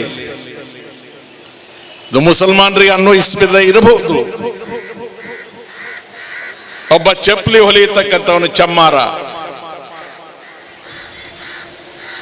ಈ ಸಂವಿಧಾನ ಬರುವ ಮೊದಲು ಅವನು ಚಮ್ಮಾರನೇ, ಅವನ ಮೊಮ್ಮಗನೂ ಚಮ್ಮಾರನೇ, ಅವನ ಮಗನೂ ಚಮ್ಮಾರನೇ ಆಗಬೇಕಾಗಿತ್ತು. ಈ ಸಂವಿಧಾನ ಬಂದ ಮೇಲೆ ಚಮ್ಮಾರನ ಮಗ IAS ಮಾಡಿ ನಾಳೆ ದಿವಸ ನಮಗೆ ಮಂಗಳೂರಿಗೆ DC ಆಗಿ ಬರಬಹುದು. ಆ ಅಗಸನ ಮಗ, ಮಡಿವಾಳ್ರವನ ಮಗ, ನಿಮ್ಮ ಬಿಲ್ಲವರ ಮಗ, ನಿಮ್ಮ ಮೊಗವೀರರ ಮಗ ಡೆಪ್ಟಿ ಕಮಿಷನರ್ ಆಗಿ ಬರ್ಬೋದು, SP ಆಗಿ ಬರ್ಬೋದು, ಮಂತ್ರಿ ಆಗ್ಬೋದು, ಲಾಯರ್ ಆಗ್ಬೋದು, ಜಡ್ಜ್ ಆಗ್ಬೋದು. ಇದು ಆ ಎಲ್ಲ ಜನರಿಗೆ ಸಂವಿಧಾನದ ಮುಖೇನ ಕತ್ತಿ ಹೋಯ್ತು, ಕಿರೀಟ ಹೋಯ್ತು, ಸಿಂಹಾಸನ ಹೋಯ್ತು. ಮತದಾನ ಕೊಟ್ಟಿದ್ದಾರೆ ನಿಮಗೆಲ್ಲ. ರಾಷ್ಟ್ರಪತಿ ಕೋವಿಂದ ನಾರಾಯಣರವರಿಂದ ಹಿಡಿದು ಮಂಗಳೂರಿನ ಸಾಮಾನ್ಯ ಮನುಷ್ಯನವರಿಗೆ ಈ ದೇಶದಲ್ಲಿ 2 ವೋಟ್ ಇರುವ ಯಾವ ಮನುಷ್ಯನೂ ಇಲ್ಲ. ಎಲ್ಲರಿಗೂ ಒಂದೇ ವೋಟು. 554 ರಾಜ್ಯಗಳನ್ನು ಒಂದುಗೂಡಿಸಿ ಭಾರತ ದೇಶವನ್ನ ಮಾಡ್ತಾರೆ, ಒಗ್ಗಟ್ಟು ಮಾಡ್ತಾರೆ, ಐಕ್ಯತೆ ಸಮಗ್ರತೆಯನ್ನು ಕಾಪಾಡ್ತಾರೆ. ಈ ದೇಶ ಎಲ್ಲರಿಗೂ ಸೇರಿದ್ದು ಅಂತ ಹೇಳ್ತಾರೆ. ಯಾರಿಗೆ ಚಾತುರ್ವರ್ಣ ಪದ್ಧತಿಯನ್ನ ಮಾಡಿದ್ರು, ಬ್ರಾಹ್ಮಣರ ಮೇಲ್ಗಡೆ ಇಟ್ಟಿಗೆಯ ಗೋಡೆ ಮೇಲೆ, ಬ್ರಾಹ್ಮಣರ ಕೆಳಗೆ ಅವರಿಗೆ ರಕ್ಷಣೆ ಕೊಡಲಿಕ್ಕೆ ಕ್ಷತ್ರಿಯರು, ಕ್ಷತ್ರಿಯರ ಕೆಳಗೆ ವೈಶ್ಯ, ವ್ಯಾಪಾರ ಮಾಡಲಿಕ್ಕೆ ದುಡ್ಡು ಹೊಂದಿಸ್ಲಿಕ್ಕೆ ಅಡ್ಜಸ್ಟ್ ಮಾಡೋದಕ್ಕೆ. ಅವನ ಕೆಳಗೆ ಶೂದ್ರ, ಹೊಲದಲ್ಲಿ ದುಡಿಯೋನು, ಊಟ ತಂದು ಹಾಕೋನೊಬ್ಬ ಬೇಕಲ್ಲ. ಇನ್ನೊಂದು ವರ್ಗನ ಬಿಟ್ಟೇ ಬಿಟ್ರು. ನಾನು ಹೇಳಿದ 4 ವರ್ಗ: ಬ್ರಾಹ್ಮಣ, ಕ್ಷತ್ರಿಯ, ವೈಶ್ಯ, ಶೂದ್ರ. ಇನ್ನೊಂದು ಜಾತಿ ಯಾರು ಅಂದ್ರೆ ಪಂಚಮರು, ಪರಿಶಿಷ್ಟ ಜಾತಿಯವರು, ಪರಿಶಿಷ್ಟ ಪಂಗಡದವರು. ಇವರನ್ನ ಊರು ಹೊರಗಿಟ್ರು. ಸೂರ್ಯಾಸ್ತಮಾನ ಆದ್ಮೇಲೆ ಅವ್ರ ಮುಖ ನೋಡ್ತಾ ಇರಲಿಲ್ಲ, ಅವರನ್ನ ಮುಟ್ತಾ ಇರಲಿಲ್ಲ. ಅವರು ಊರು ಒಳಗೆ ಬರೋ ಹಂಗಿಲ್ಲ, ಔಟ್ಕಾಸ್ಟ್ ಅಂತ ಕರಿತಾ ಇದ್ರು ಅವರಿಗೆ. ಇದನ್ನು ಯಾರು ಮಹಮ್ಮದ್ ಪೈಗಂಬರ್ ಮಾಡಿದ್ರ, ಜೀಸಸ್ ಕ್ರೈಸ್ಟ್ ಮಾಡಿದ್ರ, ಸ್ವಾಮಿ ವಿವೇಕಾನಂದ ಮಾಡಿದ್ರ? ನಾನು ಪ್ರಾರಂಭದಲ್ಲೇ ಹೇಳಿದೆ, ಇದು ರಾಜಕೀಯ ಸಭೆ ಅಲ್ಲ. ನಾನಿನ್ನು ಯಾವ ದೊಡ್ಡ ಹುದ್ದೆಗಳಿಗೆ ಆಕಾಂಕ್ಷೆನೂ ಅಲ್ಲ. ನಾನು ಈ ದೇಶನ ಪ್ರೀತಿಸ್ತಕ್ಕಂಥವನು, ನನ್ನ ಜನನ ಪ್ರೀತಿಸ್ತಕ್ಕಂಥವನು. ಗೆಳೆಯರೇ, ನಾನು ತಮಗೆ ಹೇಳ್ತಾ ಇದ್ದೆ, ಪೌರತ್ವ ಕಾಯ್ದೆ ಒಂದು ನೆಪ. NRC, ಪೌರತ್ವ ಕಾಯ್ದೆ, ಇದೆಲ್ಲ ಡಾಕ್ಟರ್ BR ಅಂಬೇಡ್ಕರ್ ಅವರು ರಚಿಸಿ ಕೊಟ್ಟಂಥ ಸಂವಿಧಾನ ಜಾರಿಗೆ ಬಂದ ದಿವಸದಿಂದಲೂ ಕೆಲವರಿಗೆ ಸಮಾಧಾನ, ಕೆಲವರಿಗೆ ಅಸಮಾಧಾನ. ವಂಚಿತರಿಗೆ, ಅಪಮಾನಿತರಿಗೆ, ಶೋಷಿತರಿಗೆ ನೆಮ್ಮದಿಯ ಬದುಕನ್ನು ಕೊಟ್ಟಿದೆ. ಚಾತುರ್ವರ್ಣ ಪದ್ಧತಿಯನ್ನು ಸಮರ್ಥಿಸುವವರಿಗೆ, ಜಾತಿ ವ್ಯವಸ್ಥೆಯನ್ನು ಸಮರ್ಥಿಸುವವರಿಗೆ, ಮನುವಾದವನ್ನು ಸಮರ್ಥಿಸುವವರಿಗೆ ಇದು ಮನಸ್ಸಿಗೆ ಸಮಾಧಾನ ತಂದಿಲ್ಲ. ಈ ದಿವಸ ನೇರವಾಗಿ ದೇಶದಲ್ಲಿ ಅಂಬೇಡ್ಕರ್ವಾದ ಅಥವಾ ಮಾನವತಾವಾದ, ಅದರ ವಿರುದ್ಧ ಮನುವಾದ. ಆಕಸ್ಮಿಕವಾಗಿ ಮುಸಲ್ಮಾನರು ಈ ವಿಷಯದಲ್ಲಿ ಪ್ರಸ್ತಾಪಕ್ಕೆ ಬಂದಿದ್ದಾರೆ. ಆದರೆ ಇದರ ಮೂಲಭೂತ ಆಲೋಚನೆ ಇರೋದು ಈ ಸಂವಿಧಾನವನ್ನು ವಿಫಲಗೊಳಿಸಬೇಕು ಅಂತ ಹೇಳಿ. ಈ ಸಂವಿಧಾನವನ್ನು ನಾವು ರಕ್ಷಿಸಲೇಬೇಕಾಗಿದೆ. ಅಜೀಜ್ ಧಾರ್ಮಿ ಅವರು ಒಂದು ಮಾತು ಹೇಳಿದ್ರು, ರಾಷ್ಟ್ರಗೀತೆ, ರಾಷ್ಟ್ರಧ್ವಜ, ಸಂವಿಧಾನ 3 ನಾವು ಉಳಿಸ್ಕೊಳ್ಬೇಕಾಗಿದೆ ಅಂತ. ಸಂವಿಧಾನದ ಪೀಠಿಕೆಯ ವಿಚಾರವನ್ನು ಹೇಳಿದ್ದೇನೆ. ರಾಷ್ಟ್ರಗೀತೆ ಜನ ಗಣ ಮನ ಅಧಿನಾಯಕ ಜಯ ಹೇ. ಭಾರತದ ಹೆಮ್ಮೆಯ ಪುತ್ರ, ಪ್ರಪಂಚದ ಖ್ಯಾತಿ ಉಳ್ಳ, ನೊಬೆಲ್ ಪ್ರಶಸ್ತಿ ಪುರಸ್ಕೃತ ಪೂಜ್ಯ ರವೀಂದ್ರನಾಥ ಟ್ಯಾಗೂರ್ ರವರು ನಮ್ಮ ರಾಷ್ಟ್ರಗೀತೆಯನ್ನು ರಚಿಸಿದ್ದು. 1911 ಇಸ್ವಿಯಲ್ಲಿ ಅದು ರಚನೆ ಆದದ್ದು. ಅದನ್ನು ನಮ್ಮ ದೇಶಕ್ಕಿರಬೇಕು ಅಂತ ನಾವು ಒಪ್ಕೊಳ್ತೀವಿ. ನೋಡಿ, ಟ್ಯಾಗೂರ್ ರವರು, ರವೀಂದ್ರನಾಥ್ ಟ್ಯಾಗೂರ್ ರವರು ಎಷ್ಟು ದೂರ ಯೋಚನೆ ಮಾಡಿದ್ದಾರೆ. ಜನ ಅಂದ್ರೆ ನಾವು, ವಿ ದ ಪೀಪಲ್. ಗಣತಂತ್ರದಲ್ಲಿರ್ತಕ್ಕಂಥವರು, ನಮ್ಮ ಮನುಷ್ಯರಿಗೆಲ್ಲ ಅಧಿನಾಯಕ ಜಯ ಹೇ. ಜನ ಗಣ ಮಣ ಅಧಿನಾಯಕ ಜಯ. ಯಾರು ಲೀಡರ್ ಇಲ್ಲ ಇಲ್ಲಿ, ಯಾವ ಪಾರ್ಟಿ ಇಲ್ಲ, ಯಾವ ಜಾತಿ ಇಲ್ಲ, ಯಾವ ಧರ್ಮ ಇಲ್ಲ. ಈ ದೇಶದ ಜನ ಅಧಿನಾಯಕರು ಅಂತ ಹೇಳ್ತಾರೆ. ಈ ರಾಷ್ಟ್ರಗೀತೆಗೆ ವಿನ್ಯಾಸ ಮಾಡಿಕೊಟ್ಟವರು ರಾಮ್ ಮನೋಹರ್ ಸಿನ್ಹಾ ಅಂತ ಹೇಳಿ ಜಬಲ್ಪುರದವರು. ಅವರು ಟ್ಯಾಗೂರ್ ರವರು ಪ್ರಾರಂಭಿಸಿದ ಶಾಂತಿನಿಕೇತನದಲ್ಲಿರ್ತಾರೆ. ರವೀಂದ್ರನಾಥ್ ಟ್ಯಾಗೂರ್ ಅವರು ಧರ್ಮ ನಿರಪೇಕ್ಷತೆಯಲ್ಲಿ ಬಹಳ ದೊಡ್ಡ ದೊಡ್ಡ ವ್ಯಾಖ್ಯಾನ ಮಾಡ್ತಾ ಇದ್ದವರು, ಧರ್ಮ ನಿರಪೇಕ್ಷತೆಯಲ್ಲಿ ಪೂರ್ಣ ನಂಬಿಕೆ ಇದ್ದಂಥವರು, ಆ ರಾಷ್ಟ್ರಗೀತೆಯನ್ನು ಬದಲಾಯಿಸುವ ಆಲೋಚನೆಯಲ್ಲಿ ಅವರಿದ್ದಾರೆ. ಈಗ ಇನ್ನೂ ಅದಕ್ಕೆಲ್ಲ ಬಂದಿಲ್ಲ, ಅಜೆಂಡಾದಲ್ಲಿದೆ ಅವ್ರದ್ದು. ರಾಷ್ಟ್ರಧ್ವಜ, ಅದರ ಮಧ್ಯ ಅಶೋಕ ಚಕ್ರ ಇದೆ, ತಾವು ಗಮನಿಸಿರಬಹುದು. ಅಶೋಕ ಚಕ್ರವರ್ತಿ ಬೇರೆ ರಾಜ್ಯಗಳ ಎಲ್ಲ ರಾಜರುಗಳನ್ನು ಯುದ್ಧದಲ್ಲಿ ಸೋಲಿಸಿ ರಕ್ತಪಾತ ಆಗಿ ತಾನು ಚಕ್ರವರ್ತಿ ಆದಮೇಲೆ ಜಿಗುಪ್ಸೆ ಆಗುತ್ತೆ ಅವನಿಗೆ. ನಾನು ಯಾಕೆ ಇಷ್ಟು ಜನರನ್ನು ಕೊಲ್ಲಬೇಕಾಗಿತ್ತು, ಈ ಚಕ್ರವರ್ತಿ ಯಾಕೆ ಆಗಬೇಕಾಗಿತ್ತು ಅಂತ ಹೇಳಿ ಅವನು ಹಿಂಸೆಯಿಂದ ಅಹಿಂಸೆಗೆ ಬರ್ತಾನೆ. ತನ್ನ ಜೀವನದ ಶೈಲಿಯನ್ನು ಬದಲಾಯಿಸ್ತಾನೆ, ಯುದ್ಧವನ್ನು ಕೈ ಬಿಡ್ತಾನೆ, ಬೌದ್ಧ ಧರ್ಮವನ್ನು ಸ್ವೀಕಾರ ಮಾಡ್ತಾನೆ. ಚಕ್ರ ಅಂದ್ರೆ ಚಲನ ಇರ್ತಕ್ಕಂಥದ್ದು, ಮುಂದಕ್ಕೆ ಹೋಗ್ತಾ ಇರುತ್ತೆ. ಈ ಸಮಾಜ ಮುಂದೆ ಹೋಗ್ಬೇಕು ಅಂತ ಹೇಳ್ತಾನೆ ಅಶೋಕ. ಅದು ಧರ್ಮದ ಚಕ್ರ ಆಗಿರುತ್ತೆ. ಚಕ್ರದಲ್ಲಿ ಮೇಲೆ ಕೆಳಗೆ ಅಂತಿಲ್ಲ, ಸುತ್ತ ಇರುವಾಗ ಯಾವ್ದು ಮೇಲೆ ಯಾವ್ದು ಕೆಳಗೆ, ಅಸಮಾನತೆ ಇಲ್ಲ. ಅಸಮಾನತೆ ಇಲ್ಲದ, ಮೇಲೂ ಕೆಳಗೂ ಇಲ್ಲದ, ಸದಾಕಾಲ ಮುಂದಕ್ಕೆ ಹೋಗ್ತಾ ಇರ್ತಕ್ಕಂಥ ಧರ್ಮಚಕ್ರ ನಮ್ಮ ರಾಷ್ಟ್ರಧ್ವಜದಲ್ಲಿದೆ. ಎಷ್ಟು ದೂರ ಆಲೋಚನೆ ಮಾಡಿದ್ದಾರೆ ನೋಡಿ ನಮ್ಮ ಸಂವಿಧಾನ ರಚನೆ ಮಾಡಿದವರು. ಅದರ ಕೆಳಗೆ ಸತ್ಯಮೇವ ಜಯತೆ ಅಂತ ಬರೀತಾರೆ. ಮಂಡೂಕೋಪನಿಷತ್ತಿನಿಂದ ಪಂಡಿತ ಮದನ್ ಮೋಹನ್ ಮಾಳವಿಯ ಅವರು ಕೊಟ್ಟಂಥ ಮಾತದು ಸತ್ಯಮೇವ ಜಯತೆ. ಏನದು? ಇಂಗ್ಲಿಷರ ದೌರ್ಜನ್ಯದ ವಿರುದ್ಧ ನಾವು ಹೋರಾಡ್ತಾ ಇರುವುದು ಸತ್ಯ, ಜಯ ನಮ್ಮದು ಅಂತಕ್ಕಂಥದ್ದು. ಆವತ್ತಿಗೆ ಆ ಮಾತು ಇವತ್ತು ನಮ್ಮ ಹೋರಾಟಕ್ಕೆ ಸತ್ಯಮೇವ ಜಯತೆ ಅಂತ ಬರೆದಿದ್ದಾರೆ. ಇವರಿಗೆ ರಾಷ್ಟ್ರಗೀತೆ, ರಾಷ್ಟ್ರಧ್ವಜ, ಸಂವಿಧಾನ ಈ ಮೂರು ನಮಗೆ ಯಾರೋ ಇನಾಮ್ ಕೊಟ್ಟಿದ್ದಲ್ಲ, ಬಳುವಳಿ ಕೊಟ್ಟಿದ್ದಲ್ಲ, ಆಕಾಶದಿಂದ ಉದುರಿದ್ದಲ್ಲ. ನಮ್ಮ ಪೂರ್ವಜರ ಹೋರಾಟದಿಂದ ನಮಗೆ ಸಿಕ್ಕಿದೆ. ನಾನು ಹೇಳಿದೆ ತಮಗೆ, ಭಗತ್ ಸಿಂಗ್ ತಾಯಿಯ ಹೃದಯದ ರಕ್ತ ಅಲ್ಲಿದೆ. ಗೋಡ್ಸೆ ಕೊಂದಾಗ ಕೆಳಗೆ ಬಿದ್ದ ಗಾಂಧಿಯ ಹೆಣದಿಂದ ಹೊರಬಂದ ರಕ್ತ ಈ ಭಾರತದ ರಾಷ್ಟ್ರಧ್ವಜದಲ್ಲಿದೆ, ರಾಷ್ಟ್ರಗೀತೆಯಲ್ಲಿದೆ, ಸಂವಿಧಾನದಲ್ಲಿದೆ. ಹೊಟ್ಟೆ ಬಗೆದು ಇಂದಿರಾ ಗಾಂಧಿಯನ್ನು ಕೆಳಗುರುಳಿಸಿದಾಗ ಇಂದಿರಾ ಗಾಂಧಿಯ ಶರೀರದಿಂದ ಹೊರಗೆ ಚಿಮ್ಮಿದ ರಕ್ತ ಈ ದೇಶದ ಸಂವಿಧಾನದಲ್ಲಿದೆ, ರಾಷ್ಟ್ರಧ್ವಜದಲ್ಲಿದೆ, ರಾಷ್ಟ್ರಭಕ್ತಿಯಲ್ಲಿದೆ.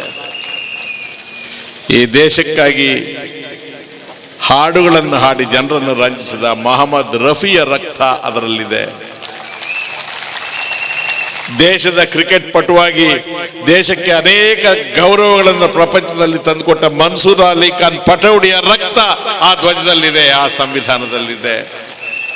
ಪಾಕಿಸ್ತಾನದ ವಿರುದ್ಧ ಯುದ್ಧದಲ್ಲಿ ಲಾಲ್ ಬಹದ್ದೂರ್ ಶಾಸ್ತ್ರಿ ಅವರು ಪ್ರೈಮ್ ಮಿನಿಸ್ಟರ್ ಆಗಿದ್ದಾಗ ಮರಣ ಹೊಂದಿದ ಪರಮವೀರ ಚಕ್ರ ವಿಜೇತ ಹವಾಲ್ದಾರ್ ಹಮೀದ್ನ ರಕ್ತ ಅದರಲ್ಲಿದೆ, ಮರೆಯಬೇಡಿ.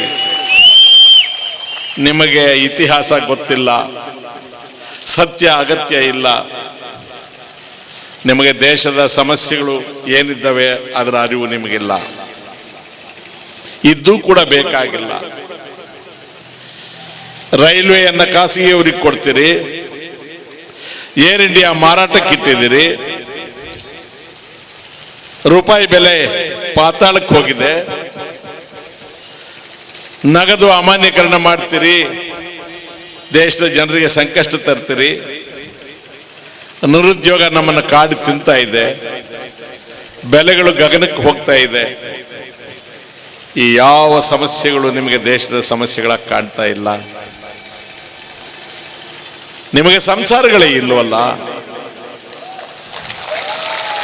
ನಿಮಗೆ ಮಕ್ಕಳು ಶಾಲೆಗೆ ಏನು ಹೋಗ್ತಾರೆ ಗೊತ್ತಿಲ್ವಲ್ಲ, ನಿಮ್ಮ ಮಕ್ಕಳು ನಿರುದ್ಯೋಗಿಗಳಾಗಿ ಎದುರು ಕಾಯ್ತಾ ಇಲ್ವಲ್ಲ, ನಿಮಗೆ ಕಾಯಿಲೆ ಸಮಸ್ಯೆ ಇಲ್ವಲ್ಲ, ಪ್ರಯಾಣದ ಸಮಸ್ಯೆ ಇಲ್ವಲ್ಲ, ಅದೆಲ್ಲ ನಮಗೆ ತಾನೇ ಇರೋದು. ಇವರಿಗೆ ತಲಾಕ್ ಬಹಳ ದೊಡ್ಡ ವಿಷಯ. ಯಾವ ಮುಸ್ಲಿಂ ಮಹಿಳೆಯರು ಬಂದು ಪಾರ್ಲಿಮೆಂಟ್ ಮುಂದೆ ಕೂತು ನಮ್ಮ ಬದುಕೆಲ್ಲ ಹೈರಾಣಾಗಿದೆ, ನಮಗೆ ನಮ್ಮ ಧರ್ಮದಲ್ಲಿ ನ್ಯಾಯ ಸಿಗ್ತಾ ಇಲ್ಲ, ದಯಮಾಡಿ ತಲಾಕ್ ವಿಚಾರದಲ್ಲಿ ಕಾನೂನು ಮಾಡಿ ಅಂತ ಹೇಳಿದ್ರು, ನಿಮ್ಮನ್ನ ಎಲ್ಲಿ ತಿರುಗಿ ಉದ್ರೇಕಕ್ಕೆ ಒಳಪಡಿಸಬೇಕು, ಧರ್ಮ ಅವಲಂಬಿಗಳು ನೀವು ಯಾರಿರ್ತೀರಿ, ನಿಮ್ಮ ಮನಸ್ಸು ನೋಯಿಸಬೇಕು, ನಿಮಗೆ ಸಿಟ್ಟು ಬರಬೇಕು, ನೀವು ಬೀದಿಗೆ ಬಂದರೆ ಆವಾಗ ಹಿಂದೂ ಮುಸಲ್ಮಾನರು ಅಂತ ವಿಂಗಡಣೆ ಮಾಡಿ ಡಬ್ಬ ಭರ್ತಿ ಮಾಡ್ಕೋಬೇಕು. ಇದು ಅವರ ಆಲೋಚನೆ. ಆದರೆ ಭಗವಂತನ ಕೃಪೆ ನೀವು ಯಾರು ಬೀದಿಗೆ ಬರಲಿಲ್ಲ.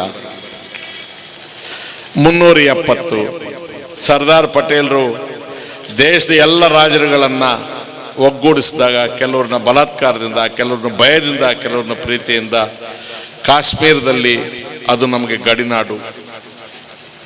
ಅವರಿಗೆ 3 ಮಾರ್ಗ ಇತ್ತು. ಒಂದು ಪಾಕಿಸ್ತಾನಕ್ಕೆ ಹೋಗೋದು, ಒಂದು ಇಂಡಿಯಾಕ್ಕೆ ಬರೋದು, ಇನ್ನೊಂದು ಸ್ವತಂತ್ರವಾಗಿರೋದು. ಅವರು ಸ್ವತಂತ್ರವಾಗಿದ್ದಿದ್ರು ನಮಗೆ ಕಷ್ಟ ಆಗ್ತಾ ಇತ್ತು, ಪಾಕಿಸ್ತಾನಕ್ಕೆ ಹೋಗಿದ್ರು ಕಷ್ಟ ಆಗ್ತಾ ಇತ್ತು. ಆ ಜನರನ್ನು ಖುಷಿ ಪಡಿಸಲಿಕ್ಕೆ, ಆ ರಾಜ ಹರಿಸಿಂಗ್ ಒಪ್ಪಿಸಲಿಕ್ಕೆ 370 ತಂದರು. ಇವ್ರಿಗೆ ಏನು ಕಾರಣ ಇತ್ತು? ಈಗ 6 ತಿಂಗಳಿಂದ 3 ಜನ ಮಾಜಿ ಮುಖ್ಯಮಂತ್ರಿಗಳನ್ನ ಜೈಲಿನಲ್ಲಿಟ್ಟಿದ್ದಾರೆ. ಇದು ಪ್ರಜಾಪ್ರಭುತ್ವ ಇವ್ರದ್ದು, ಇದು ಇವರ ಸಂಸ್ಕೃತಿ, ಇದು ಇವರ ದೇಶಭಕ್ತಿ. ಯಾವ ಅಪರಾಧಕ್ಕಾಗಿ ಫಾರೂಕ್ ಅಬ್ದುಲ್ಲಾ ಅವರನ್ನ, ಒಮರ್ ಅಬ್ದುಲ್ಲಾ ಅವರನ್ನ, ನಮ್ಮ ರುಬಿಯಾ ಅವರನ್ನ ಒಳಗಿಟ್ಟಿದ್ದೀರಿ? ಯೋಚನೆ ಮಾಡಿ. ರಾಮ ದೇವಸ್ಥಾನ, ರಾಮ ಮಂದಿರ ತಂದ್ರಿ. ನಮ್ಮ ಧರ್ಮೀಯರು ಯಾರು ಕೂಡ ಇಸ್ಲಾಂ ಧರ್ಮದ ಸಹೋದರರು ಬೀದಿಗೆ ಬರಲಿಲ್ಲ. ಅವರಿಗೆ ಸಾಕಾಗೋಗ್ಬಿಟ್ಟಿದೆ. ಹಾಕಿ ಚುಚ್ಚಿದ್ರು ನೀವು ಈಚೆಗೆ ಬರ್ತಾ ಇಲ್ಲ. ನೀವು ತಾಳ್ಮೆಯಿಂದ ಇದ್ದೀರಿ, ಭಗವಂತನಿಗೆ ಬಿಟ್ಟಿದ್ದೀರಿ. ಸುಸ್ತಾಗಿಬಿಟ್ಟಿದ್ದಾರೆ ಅವರು. ಅದಕ್ಕೆ ಲಾಸ್ಟ್ಗೆ ಇದನ್ನು ತೆಗೆದಿದ್ದಾರೆ. ನಿಮಗೆ ಈ ವೇದಿಕೆಯಿಂದ ಕೈ ಜೋಡಿಸಿ ಕೇಳಿಕೊಳ್ಳುವುದು ಇಷ್ಟೇ, ನೀವು ನಾವು ಎಲ್ಲರೂ ಕೂಡ ಒಂದೇ ತಾಯಿಯ ಮಕ್ಕಳು. ನಿಮ್ಮನ್ನ ಪ್ರತ್ಯೇಕಿಸಿ ನಾವು ಮಾತನಾಡುವ ಮಾತೇ ಇಲ್ಲ. ಹೋರಾಟ ನಮ್ಮದು, ನಮ್ಮ ಜೊತೆಗೆ ನೀವು. ಆವಾಗಲೇ ಹೇಳಿದ್ರು ಸ್ಲೋಗನ್ಸ್ ಹಾಕುವಾಗ, ನಿಮ್ಮ ಗುಂಡಿಗೆ ನಾವು ಹೆದರುವುದಿಲ್ಲ ಅಂತ. ಅಮಿತ್ ಶಾ ಅವರಿಗೆ ಈ ಸಭೆಯ ಮುಖಾಂತರ ಕೈ ಜೋಡಿಸಿ ಅವರಿಗೆ ಒಂದು ವರ್ತಮಾನವನ್ನು ಕೊಡ್ತೇನೆ. ಒಂದು ವೇಳೆ ನಿಮ್ಮ ಫಿರಂಗಿಗಳನ್ನು ಬಾರಿಸುವುದಿದ್ದರೆ ಮೊದಲು ನನ್ನಂಥವರ ಎದೆಗೆ ತಾಗಿ, ನಂತರ ನನ್ನ ಹಿಂದೆ ಇರುವವರಿಗೆ ತಾಗುತ್ತೆ. ನಮ್ಮನ್ನ ಕೊಂದು, ನಮ್ಮನ್ನ ಕೆಳಕ್ಕೆ ಬೀಳಿಸಿ, ನಮ್ಮ ಹೆಣದ ಮೇಲೆ ನಡೆದು ನಮ್ಮ ಅಲ್ಪಸಂಖ್ಯಾತ ಸಹೋದರರನ್ನು ನೀವು ಮುಟ್ಟಬಹುದೇ ಹೊರತು ನಿಮಗೆ ಅವಕಾಶವಿಲ್ಲ. ಒಂದು ಸಣ್ಣ ಘಟನೆ. 20 ವರ್ಷದ ಕೆಳಗೆ ರಾಮ ಮಂದಿರದ ಗಲಾಟೆಗಳು ನಡೀತಾ ಇದ್ದಾಗ ಒಂದು ಊರಿಗೆ ನಾವು ಹೋಗಿದ್ವಿ. ಬಹಳ ಗಲಭೆ ಆಗಿದೆ ಅಂದರೆ, ಮೊನ್ನೆ ತಾನೇ ನಮ್ಮನ್ನು ಬಿಟ್ಟು ಹೋದ್ರು, BJPಗೆ ಹೋದ್ರು ಅವರು, ರೋಷನ್ ಬೇಗ್ ಅಂತ. ಅವರು ನಾವು ಎಲ್ಲ ಜೊತೆಯಲ್ಲಿದ್ವಿ. ಅಲ್ಲಿ ಶಾಂತಿ ಸಂಧಾನಕ್ಕೆ ಹೋಗಿದ್ವಿ. ಮತಾಂಧರು ನಮ್ಮ ಮೇಲೆ ಮೈ ಮೇಲೆ ಬಂದರು, ನಮ್ಮ ಮೇಲೆ ದೌರ್ಜನ್ಯ ಮಾಡಿದ್ರು, ವಿಪರೀತ ಗಾಯಗಳಾದವು ನಮಗೆಲ್ಲ. ರೋಷನ್ ಬೇಗ್ ಅವರನ್ನು ಜೀವ ತೆಗಿತೇವೆ ಅಂತ ಅವ್ರು ಹೇಳಿದರು. ರೋಷನ್ ಬೇಗ್ ಹೆದರಿ ಒಳಗಡೆಗೆ ಬಂದು ನನ್ನ ಹತ್ರ ತನ್ನ ಜೋಬಿಯಲ್ಲಿದ್ದಂಥ ಪರ್ಸು ಮತ್ತು ಗಡಿಯಾರ ಕೊಟ್ಟು, ಸರ್ ಇವ್ರು ಬಿಡಲ್ಲ, ನನ್ನ ಸಾಯಿಸ್ಬಿಡ್ತಾರೆ, ನನ್ನ ಹೆಂಡತಿಗೆ ಇದನ್ನು ತಲುಪಿಸ್ಬಿಡಿ ಅಂತ ಕೊಟ್ಟ. ನಾನು ರೋಷನ್ ಬೇಗಿಗೆ ಅವತ್ತೊಂದು ಮಾತು ಹೇಳಿದೆ 20 ವರ್ಷದ ಕೆಳಗೆ, ರೋಷನ್ ನಿನ್ನ ಮೂರ್ಖ, ಬುದ್ಧಿ ಇಲ್ಲ. ಸಾಯೋದಾದ್ರೆ ಇಬ್ಬರೂ ಸಾಯ್ತೀವಿ, ಮೊದಲು ನಾನು ಸಾಯ್ತೇನೆ, ಆಮೇಲೆ ನೀನು ಸಾಯ್ತೀಯ. ಬದುಕೋದಾದ್ರೆ ನಿನ್ನನ್ನು ಮುಂದೆ ಬಿಟ್ಕೊಂಡು ನಾನು ಹಿಂದೆ ಬರ್ತೀನಿ ಕಣೋ. ನಿನ್ನ ಪರ್ಸ್ ತಗೊಂಡೋಗಿ ನಾನು ನನ್ನ ಜೀವ ನುಡಿಸ್ಕೊಂಡು ನಿನ್ನ ಹೆಂಡತಿಗೆ ನಾನು ಕೊಡಲ್ಲ ಅಂತ ಹೇಳಿದೆ. ನಮಗೇನು ಗ್ರಾಚಾರವೋ ಗೊತ್ತಿಲ್ಲ. ಅಂತಹ ರೋಷನ್ ಬೇಗ್ ಕೂಡ ಇವತ್ತು BJPಗೆ ಹೋಗಿದ್ದಾರೆ. ಇವರು ಹೋಗೋಷ್ಟೊತ್ತಿಗೆ ಲೇಟ್ ಆಯಿತು ಅಂತ ಬಾಗಿಲು ಹಾಕಿದ್ದಾರೆ, ಹೊರಗಡೆ ಕೂತಿದ್ದಾರೆ. ಈಗ ನಾನು ಈ ವಿಚಾರವನ್ನು ಯಾಕೆ ನಿಮಗೆ ಹೇಳಿದೆ ಅಂತಂದರೆ, ನಾನು ಮಾತಿಗಾಗಿ ತ್ಯಾಗ ಮಾಡ್ತೀನಿ ಅಂತ ಹೇಳೋನಲ್ಲ. ಆವತ್ತು ಅತಿ ಹೆಚ್ಚು ಗಾಯಗಳು ನನ್ನ ಶರೀರಕ್ಕಾಗಿದ್ದವು. ರಕ್ತ ಸೋರ್ತಾ ಇತ್ತು, ನನ್ನ ಇಡೀ ಶರೀರದಲ್ಲಿ ಗಾಯ ಇಲ್ಲದ ಭಾಗವೇ ಇರಲಿಲ್ಲ. ನಾನು ಸಾಯಕ್ಕೆ ತಯಾರಾಗಿದ್ದೆ. ಧೈರ್ಯಸ್ಥನಿಗೆ ಜೀವನದಲ್ಲಿ ಸಾವು ಒಮ್ಮೆ ಮಾತ್ರ ಬರುತ್ತೆ. ಅಂಜಿ ಬದುಕತಕ್ಕಂಥ ಹೇಡಿಗೆ ದಿನವೆಲ್ಲ ಸಾವೇ ಬರುತ್ತೆ. ನಾನು ಒಮ್ಮೆ ಮಾತ್ರ ಸಾಯಕ್ಕೆ ಇಷ್ಟಪಡುವವನು, ದಿನವೆಲ್ಲ ಸಾಯೋದಕ್ಕೆ ಇಷ್ಟಪಡೋದಿಲ್ಲ. ನಮ್ಮ ಮಾತನ್ನು ನಂಬಿ ಹೃದಯಾಂತರಾಳದಿಂದ ನಿಮ್ಮಲ್ಲಿ ಮನವಿ ಮಾಡಿಕೊಳ್ತೇವೆ, ಉದ್ವೇಗಕ್ಕೆ ಒಳಗಾಗಬೇಡಿ. ಉದ್ರಿಕ್ತರಾಗಬೇಡಿ. ಇದು ನಿಮ್ಮ ಸಮಸ್ಯೆ ಅಲ್ಲ, ನಿಮ್ಮನ್ನು ನೆಪವಾಗಿಟ್ಕೊಂಡಿದ್ದಾರೆ. ಎಲ್ಲ ಹೋರಾಟಗಳಿಗೆ ನಿಮ್ಮ ಹಿಂದೆ ನಾವಿದ್ದೇವೆ. ಆ ಭಗತ್ ಸಿಂಗ್ ನಮ್ಮ ಜೊತೆಗಿದ್ದಾನೆ, ಆ ಮಹಾತ್ಮ ಗಾಂಧಿ ನಮ್ಮ ಜೊತೆಗಿದ್ದಾರೆ, ಆ ಪಂಡಿತ್ ನೆಹರು ನಮ್ಮ ಜೊತೆಗಿದ್ದಾರೆ, ಆ ಮೌಲಾನಾ ಅಬ್ದುಲ್ ಕಲಾಂ ಆಜಾದ್ ನಮ್ಮ ಜೊತೆಗಿದ್ದಾರೆ, ಆ ಮೊಹಮ್ಮದ್ ರಫಿ ನಮ್ಮ ಜೊತೆಗಿದ್ದಾರೆ, ಆ ರಾಧಾಕೃಷ್ಣನ್ ನಮ್ಮ ಜೊತೆಗಿದ್ದಾರೆ. ಎಲ್ಲ ಮಹನೀಯರುಗಳು, ಅಂಬೇಡ್ಕರ್ ಅವರು ನಮ್ಮ ಹಿಂದೆ ಇದ್ದಾರೆ. ಅಂಬೇಡ್ಕರ್ ಅವರು ನಮಗೆ ದಾರಿ ತೋರಿಸ್ತಾ ಇದ್ದಾರೆ. ಅಂಬೇಡ್ಕರ್ ಅವರು ತೋರಿಸಿದ ಬೆಳಕಲ್ಲಿ ನಾವು ನಡೆಯೋಣ. ಇಷ್ಟನ್ನು ಹೇಳಿ ಸ್ವಲ್ಪ ನಮ್ಮ ಸ್ನೇಹಿತರು ಮುಂಜಾಗ್ರತೆ ವಹಿಸಿದ್ರೆ ಇನ್ನೂ ಬೇಗ ಮುಗಿಸ್ಬೋದಾಗಿತ್ತು. ಚೂರು ಏರ್ಪೇರಾಯಿತು, ನಿಮ್ಮ ಕ್ಷಮೆಯನ್ನು ಕೋರ್ತಾ ಇದ್ದೇನೆ. ಇಲ್ಲಿಂದ ಇಳಿಯೋ ಮೊದಲು ಒಂದೇ ಒಂದು ವಿಚಾರವನ್ನು ಹೇಳಿ ಇಳಿದು ಬಿಡ್ತೇನೆ. ಸುಮಾರು 35 ವರ್ಷದ ಕೆಳಗೆ ಬೆಂಗಳೂರಿನಲ್ಲಿ ಒಂದು ಸರ್ಕಸ್ ದುರಂತ ಆಯಿತು. ಒಂದು ಎಲೆಕ್ಟ್ರಿಕ್ ಕಂಬಿ ತಾಗಿ ಆ ಟೆಂಟ್ ಸುಟ್ಟೋಗಿ ಸುಮಾರು ಜನ 300 ಜನ ಮಕ್ಕಳು ಸತ್ತು ಹೋದ್ರು. ಆಗ ನಾನು ದಿವಂಗತ ದೇವರಾಜ್ ಅರಸು ಅವ್ರ ಜೊತೆ ವಿರೋಧ ಪಕ್ಷದಲ್ಲಿದ್ದೆ. ಕಣ್ಣೀರು ಸುರಿಸಿ ಅಸೆಂಬ್ಲಿಯಲ್ಲಿ ಮಾತಾಡಿದೆ. ಈಗ ಒಂದು 6 ವರ್ಷದ ಕೆಳಗೆ ಪಾಕಿಸ್ತಾನದಲ್ಲಿ ಉಗ್ರಗಾಮಿಗಳು ಒಂದು ಶಾಲೆಗೆ ನುಗ್ಗಿ ಮಕ್ಕಳನ್ನೆಲ್ಲ ಕೊಂದುಬಿಟ್ರು. ನಿಮಗೆ ನೆನಪಿರಬಹುದು. ಆ ದಿವಸ ಬಿಕ್ಕಳಿಸಿ ಅತ್ತೆ ನಾನು, ಅವರು ಪಾಕಿಸ್ತಾನಿಗಳಲ್ಲ, ಅವರು ಮಕ್ಕಳು. ಆವತ್ತು ಸರ್ಕಸ್ ದಾರುಣ ಕೃತ್ಯದಲ್ಲಿ ಸತ್ತವರು ಮಕ್ಕಳೇ. ಆ ಪಾಕಿಸ್ತಾನದಲ್ಲಿ ಉಗ್ರಗಾಮಿಗಳ ಗುಂಡಿಗೆ ಸತ್ತವರು ಮಕ್ಕಳೇ. ಆ ಎಳೆಯ ಮಕ್ಕಳನ್ನು ನಾವು ಆ ದೇಶದ ಮಕ್ಕಳು, ಈ ಧರ್ಮದ ಮಕ್ಕಳು ಅಂತ ನೋಡಬೇಕಾಗಿಲ್ಲ. ಆದರೆ ತಿನ್ನುವ ಅನ್ನದಿಂದ ಧರ್ಮದ ಆಧಾರದ ಮೇಲೆ ಮನಸ್ಸುಗಳ ಮಧ್ಯೆ ಗೋಡೆ ಕಟ್ಟುವವರ ವಿರುದ್ಧ ನಮ್ಮ ಹೋರಾಟ. ಈ ಹೋರಾಟಕ್ಕೆ ಜಯ ಆಗಲಿ ಅಂತ ಹೇಳಿ 3 ಸ್ಲೋಗನ್ಸ್ ಹೇಳ್ತೇನೆ. ನನ್ನ ಜೊತೆಗೆ ಆಜಾದಿ ಅಂತ ಹೇಳ್ಬಿಡಿ. ಹಮ್ ಲಡ್ಕೆ ಲಾಯೆಂಗೆ, ಹಮ್ ಶಹೀದ್ ಬನ್ ಕೆ ಲಾಯೆಂಗೆ, ಹಮ್ ಮರ್ ಕೆ ಜಿತಾಯೆಂಗೆ. ಆಜಾದಿ ಹಮಾರಾ ಹಕ್, आजादी हमारा हक, आजादी सब कुछ है, आजादी हमारा शहीद बनेंगे. आजादी आजादी आजादी ಮರೆಯಬಾರದು. ರಾಷ್ಟ್ರ ಧ್ವಜವನ್ನು ಕೈಯಿಂದ ಪಕ್ಕಕ್ಕಿಡಬೇಡಿ. ಸಂವಿಧಾನದ ಪೀಠಿಕೆಯನ್ನ ಹೇಳುವುದನ್ನು ಮರೆಯಬೇಡಿ. V the people of India, ನಾವು ಭಾರತೀಯರು. ಯಾರು ನಾವು? ನಾವು ಭಾರತೀಯರು. ಈ ದೇಶ ನಮ್ಮದು, ಈ ದೇಶ ನಾವು ಈ ಸಂವಿಧಾನ, ಈ ರಾಷ್ಟ್ರಧ್ವಜ, ಈ ರಾಷ್ಟ್ರಗೀತೆ, ನಾವೆಲ್ಲರೂ ಒಂದೇ, ನಾವೆಲ್ಲರೂ ಒಂದೇ. ಸ್ವಾತಂತ್ರ್ಯ ನಮ್ಮದು,